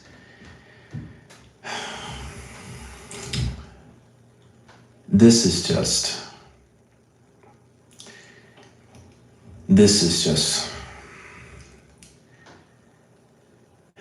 Combs' key producer. So going back to the Lil Rod. So the Lil Rod thing, y'all remember the whole Lil Rod thing. So, you know, Lil Rod is in the doc as well. He said,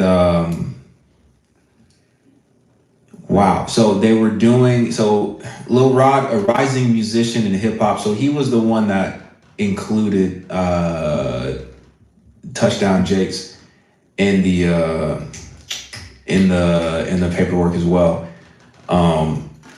Lil Rod, real quick, D Brian 5096 says, I don't know if I believe the Lil Rod thing. Hey D Brian, if you haven't seen the documentary, brother, then you will. Urge you to see the documentary. So whatever you don't believe, you see the documentary, and then you will. But we just cooked Lil Rod about him again, saying that Diddy did some things to him. But yet, he was there for a long time, and he made the entire album. So he don't get to act like he wasn't involved with activities, and if something was done with him wrong, he sure liked it because he stayed for it to happen again. He stayed for it to happen again and again and again. Hell, how many songs on that album? Because they did the entire album on the man's yacht. So that means he stayed again. He stayed again. He stayed again. How many songs on the album? That's how many times he stayed. So he don't get to act like he don't want to get cooked or act like all of a sudden you a victim when you was participating in the victimizing of yourself. You participate in the victimizing of yourself, and then when Diddy finally don't pay you for making the album, he literally, on the documentary, Diddy literally is just calling him every day. What's up, Rod? What's up with you? We just chilling, man. I just want you to know you my peoples. You know, I rock with you. You jab. Then he called him again. Hey, man, you know, we out here in Jamaica, but the album got pushed back, so everything ain't really happening. And then he called me back like, yo, man, what's up? You ain't calling me back. What you on, G? It ain't even like that. I don't want no problems with you, but listen, man. Then he called back like, listen, man, it ain't even that. I thought you was my partner. I mean, if you want to call the lawyers, you know, I'm lawyered up, man. I hope we don't go that route because, you know, nothing can faze me. You know, I ain't worried about nothing when it comes to no money. I'm lawyered up. And Lil Rod like, dude, you done called me 39 times. That's as much as you ever called somebody. And that last message is him talking about he lawyered up, money is nothing to him.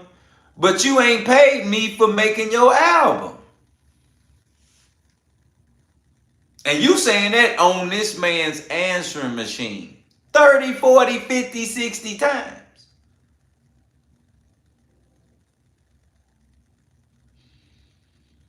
Diddy really makes getting over on somebody look terrible. He makes thieves look like kids. He makes real hoodlums, real burglars look like kindergarten.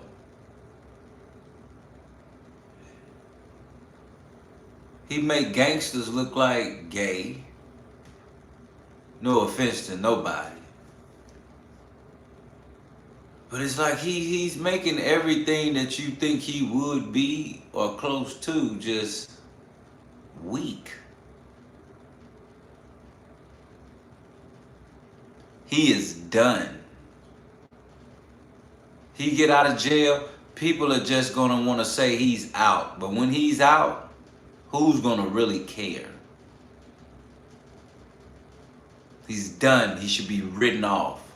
There is no narrative he can paint when he get out of jail to act like he's changed his life or anything. Because he literally don't care about nothing, and everything he's doing is to keep getting over. He's never thinking about just going straight up and just coming up straight up. Everything is keep getting over. Now he can't. 50 Cent to making sure he has no narrative to sell to us. And I like what 50 said. I wanted people to see that everybody in the hip hop industry don't agree with his actions. Everybody in the hip hop industry doesn't agree with his activity, his actions, his behavior. We need the people to know that the hip hop industry don't agree with his behavior. Now, 50 Cent can be lying. P. Diddy could be the poster boy to get put out there to make us think that they're putting people like this behind bars when really they're not. They're just doing it to show us satisfaction. But if he's really real with the hip hop position, you can be in the hip hop industry liking devils, worshiping devils, and you ain't gotta be going both ways. You could just be worshiping devils.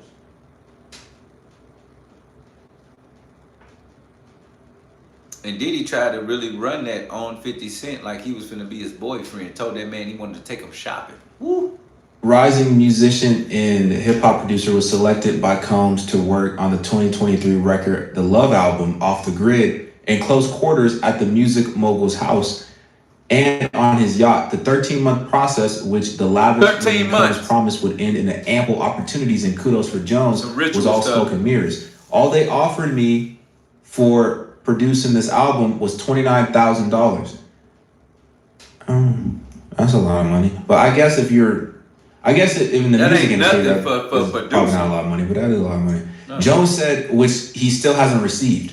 Furthermore, he is suing Combs for assault of 13 of the nature of Diddy allegedly, and spoke to the alleged misconduct in the documentary, including sharing videos and voicemails describing situations in which Combs would show him, or he'd wake up with Combs laying next to him.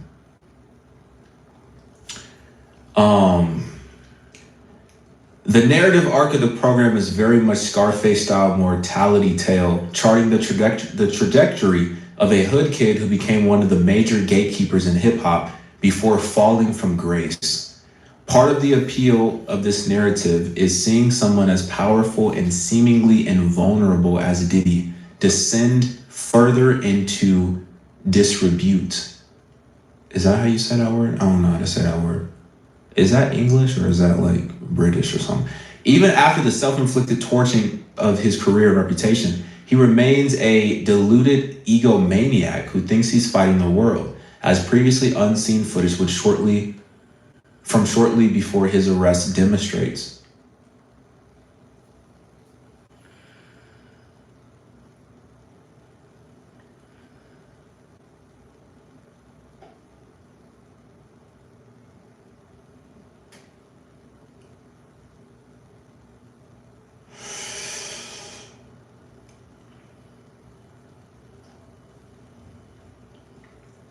I'm still asking, what God? Still to this day, what God are we talking about? I'm asking. What do you guys think?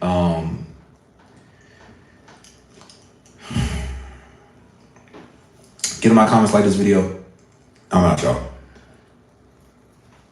Wow. Diddy You know really what's screwed crazy? up. I tell you what's crazy. Let me tell you what's crazy. What's crazy is that there are still more episodes to come on this documentary. And the crazier part is, Diddy still think he has a chance to live in this world. He still got kids. They gotta walk around and know this. And even for those that didn't know it, don't think it's not embarrassing because his kids know what he's doing. The man was in the bathroom with his son, unaliving someone allegedly in the documentary that was stated by Mr. Barris, who built Bad Boy Records with him. That was stated by the male escort that was called every day for Cassie.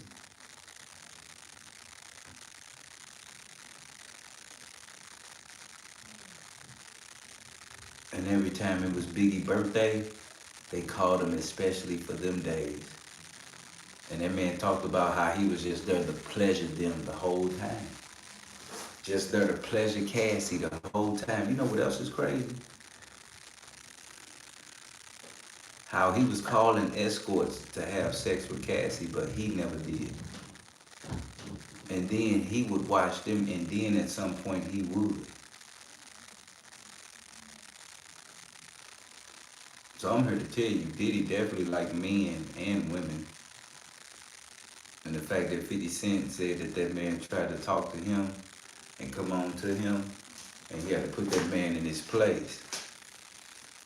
So again, oh yeah, when he get out, it is your justice and duty to let him know you don't belong in the public. You don't belong in society. You don't belong in society. You are poison, and you are filth that could poison this entire world because of you alone, just you. Who in the rap game want to be with that? And then on top of that, it's funny when everybody in the rap game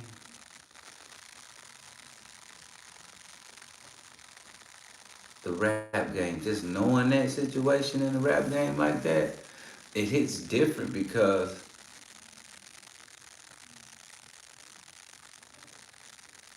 we talking about people that know what he was doing but didn't want to say nothing because he was a gatekeeper. And now 50 Cent don't need no gatekeeper. So he out there exposing and choosing whatever he wants to. It don't matter who it is.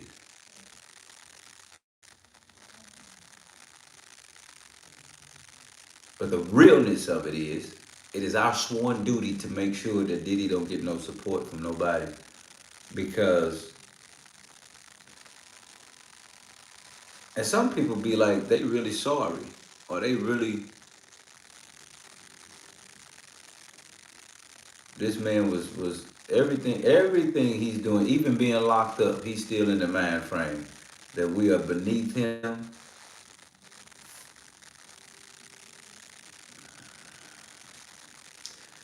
I can't really shake the situation with Tupac and Biggie, man.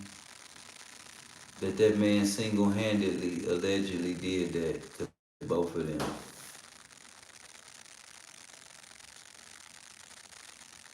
You see how a jealous person can just, you can never be around somebody that's jealous of you. It's not good, fam.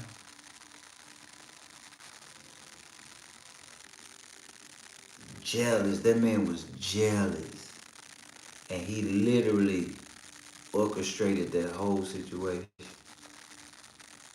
He got the man pulling up to his club as if they cool.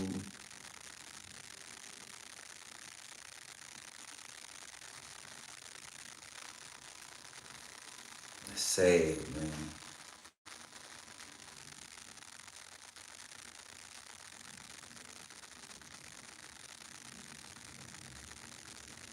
I think the funny part about it is that it's not necessarily being oppressed, it's more so being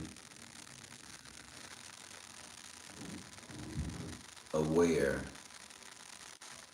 Because now that we know the blueprint of ignorance, we can identify ignorance. And now that we know even more things that you didn't know, it hits you different when it's people that you care. Like Tupac, yeah. Biggie, yeah. But even if Tupac was an industry plant, it almost makes you feel even more different then, because all that you think is true is false. And all that we believed in, we shouldn't even believe in now. That's what it does to you. That's how it makes you feel.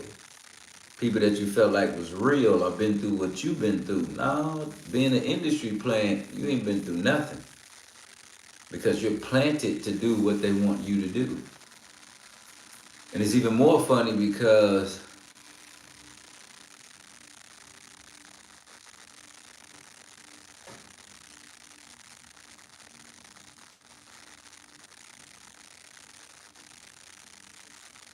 we just didn't know. Ain't nobody oppressed, depressed, or stressed. This is just shocking because we just didn't know that this one ugly person that has no swag has to abuse his powers because he never had power. And he allowed Tupac, I mean, not even Tupac, it's just the lives. That's how you know Diddy started being retarded, because just all of the lives he affected, he couldn't shake them. He couldn't shake it. Because he started doing what he did at an early age. Remember, the celebrity basketball game with him and Heavy D when them 9 people died, and he didn't even want to give them no money or pay for nothing. When he walked through there,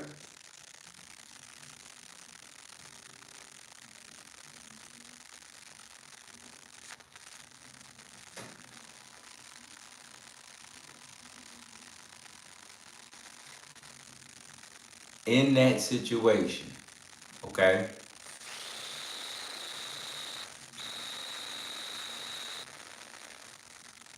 He is walking through there with an all white silk clothing on, all white, okay? And that was his first initiated ritual act, allegedly, that we know of now. Because that happened, he wore white in purity, just like LeBron James. When LeBron James got drafted, if you look at LeBron James when he got drafted, he got on this same white suit. Purity.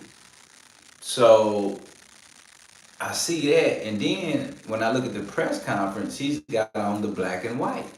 And it's so funny because he's looking so young, and this was back in the day. Back in the day when Heavy D was out. So you gotta identify the signals and the signs that we recognize today. So you have to take the signs and the ritualistic things we know knowledge of, the signs and the rituals. We take that from today and we put it into that year. And if you do that when you're looking at the documentary, if you take the signs and the rituals of today and you take it to that year, you will see everything clearly. Everything will pop out to you. Because back then, we didn't know what we know today. Let me say that again. Back then, we didn't know what we know today. And because of what we know today, all we do is apply that to back then. And if you apply what we know today, all white is purity. When you become a new member, black and white is the signs of duality. And he cut his hair, letting you know the old me is gone. This is the new me. All of that was seen. All of that was seen.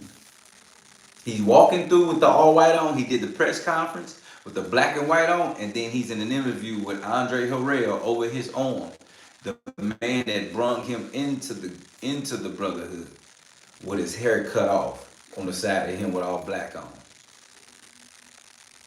Of rebirth, duality, all the above. So I just want you to know that this was happening even in that year. And this is 2025, and he's still here. So you need to know all that was done for him to even stick around. The way he did Shine, I feel so oppressed about Shine. And Shine did his time, and that brother is like the governor of his country right now, on a whole nother level.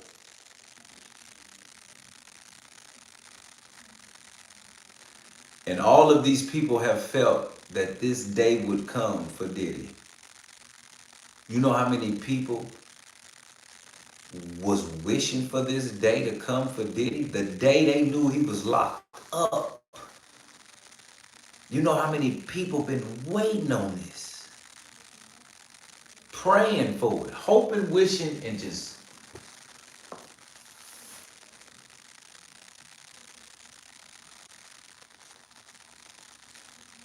And that's the biggest deal that you could ever think. So now when we look at everything and see what it is, we have to understand now that we realize homework.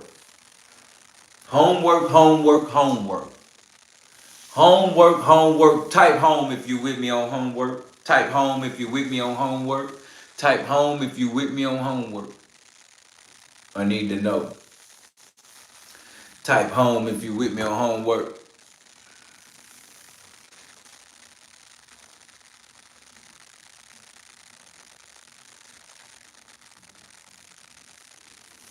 Type home if you're with me on homework.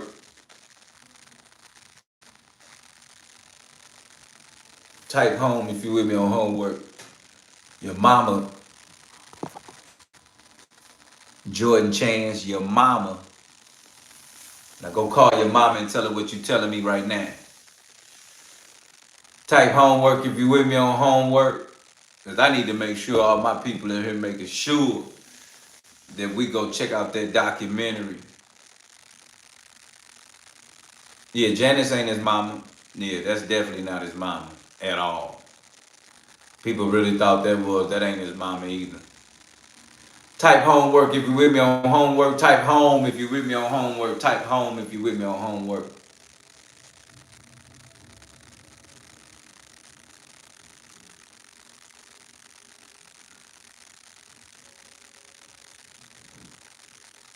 Okay, so homework is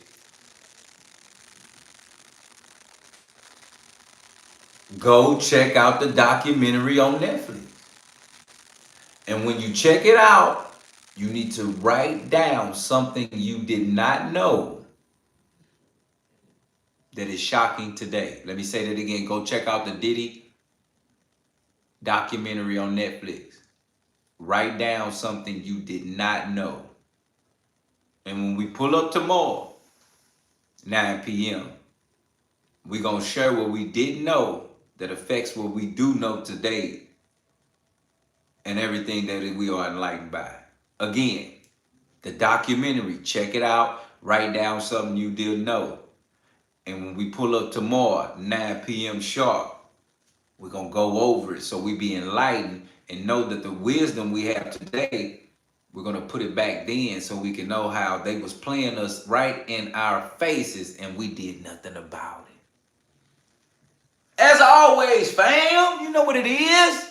Coming out of here like we did, never left, like we never left. You already know what it is, man. It's your boy Dealatofficial and my fam in here at No Filters. I truly appreciate family Monday through Friday, 9 p.m. Making sure we pulling up with the energy that we need from a long day. Making sure we connect because situations like this, we got to make sure we all in tune and intact. As always, fam, I truly appreciate you taking time out to pull up on your boy. Because, you know, we read the headline. And then we read in between the lines to making sure that we understand, inform, and be aware that if it walk like a, if it talk like a, we know that it's a duck and it's duck activity we won't have it this season. In the meanwhile, I truly appreciate y'all, as always, making sure that we bringing love and light and making sure we're respecting each other's space and respecting each other's understanding of being here and showing love each and every Monday through Friday, 9 p.m. with your boy Dealatofficial. Making sure you got you something to eat, something to drink, and something to smoke if that's what you do, man. Because you got to make sure And when you pull up, you know you in here with your boy Dealatofficial and my family. And this is No Filters. Good night, family. Y'all be safe. God bless.